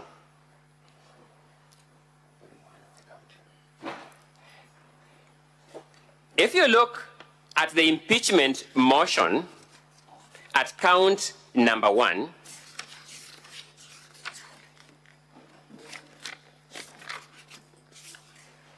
the governor is accused of gross violation of the Constitution and other laws, and a general allegation of violations of laws is made there. The burden for us is to establish whether the ground in support of that allegation has been made. I would start by dealing with ground 4 for good order. I will deal with the other grounds as I carry on with these submissions. The governor is accused of dismissing Dr. Ntoiti, Paul Mwaki, Kenneth Kimathi Mbae, and Joseph Kithure in usurpation of the powers of appointing authorities. The mover of the motion was taken through this ground as against what was count 4, paragraph 16 of the motion that was before this House in November last year, my apologies, in November last year. She confirmed that there has been no new action on the part of the county government in respect of these officials. She confirmed that what she was complaining about here is the same action that informed the previous allegation in the previous impeachment motion. While at it, and so that I don't revisit this question, I'll also deal with count number 3, paragraph 3 of the present motion, where the governor is accused of employing a bloated workforce of at least 111 personal staff in her office. The mover of this motion came here and she conceded that this was the same allegation in count number 4, paragraph G of the motion that this Senate dealt with in November last year. The question I want this Senate to grapple with is this, and this is a question of principle. Is it permissible for this Senate to be called upon to re-debate the same fact over which it debated and acquitted the governor? Is it permissible in law? Is it permissible in good sense to re-debate and make a decision on it? Are these grounds you are going to vote for, or are these grounds in your private discussion and deliberation are going to move that must be struck out first before you consider the residue of the motion? That's something that I invite this Senate to grapple with so that it guides future processes of this nature. I'm making out an argument that the governor invites this Senate to take a position on allegations that have been debated here in previous impeachment motions and in respect of which the governor has been cleared of the same. May I draw the attention of this Senate to the fact that the move of this motion confirmed that in respect of the claim of employment of a bloated workforce, the same list of employees in the same order that was presented here in November last year is the same list of employees in the same order that she has presented here today, and sought that this Senate reviews its previous decision and enters a different decision from the one it entered last year. The second set of matters that I want to deal with is matters that are pending active litigation in court as we stand here today. What I'll describe as matters that are sub judice.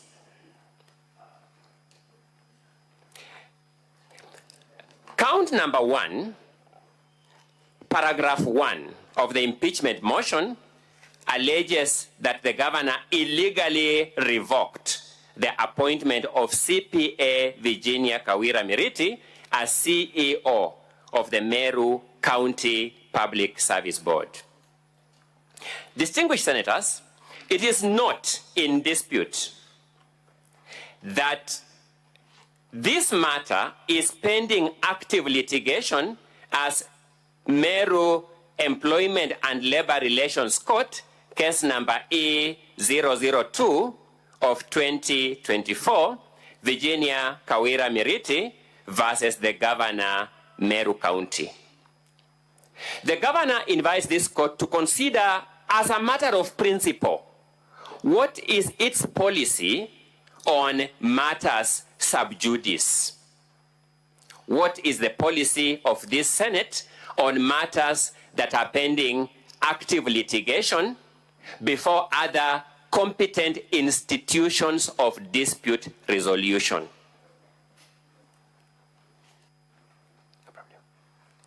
Evidence of the pendency of that case has, of course, been supplied in volume number 2 of the Governor's documents at page number 14. Another matter that the Governor wants you to apply the same mind on, that is matters that are actively pending in court, is what I referred to earlier as count number 1, paragraph 4, on the alleged illegal dismissal of Dr. Ntoiti, Paul Mwaki, Kenneth Mbae, Joseph Kithure Mberia. In addition to the fact that this is a matter that this Senate has already applied its own mind upon and made a decision on, it is not in dispute that this matter has been and continues to be in active litigation in our court. This matter went into court as Meru Employment and Labor Relations Petition number 1 of 2022 and is now pending an appeal. Evidence of the pendency of that appeal process is at volume number 7, at page number 71, volume 1B of the Governor's documents. Again, distinguished senators, with tremendous humility, I invite this House to take this as a question of principle. What is the policy, the legal policy of this Senate on matters that are actively pending in our courts, such as ground number 1, sorry, paragraph 4, count number 1 of this impeachment motion? If you look at ground number 2, paragraph 6, and ground number 3, paragraph 11 of the impeachment motion,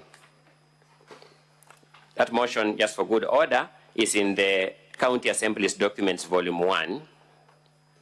This is the matter relating to the alleged, or the case of murder of one Daniel Mudhiani, alias Sniper, and contributions towards his family, and the role, connection, or status of Kiambe Crispius Manyara, an accused person in that murder. The County Assembly, at volume number 2 of its documents, at page 429, has supplied this House with the charge sheet for that murder case. Distinguished senators, I beseech you to again make a principled decision in a matter such as this, where the County Assembly, by its own documents, admits that it's a matter pending active trial in our murder court, our high court. What is the policy of this Senate towards matters such as those? I submit that this is a matter of principle because this should be able to guide future impeachments so that we don't have to revisit these questions of principle. People can be guided by the decision of this Senate once and for all. Finally, the impeachment process itself in its entirety, I wish to refer you to volume number 2 of the Governor's document at pages 28 to 32.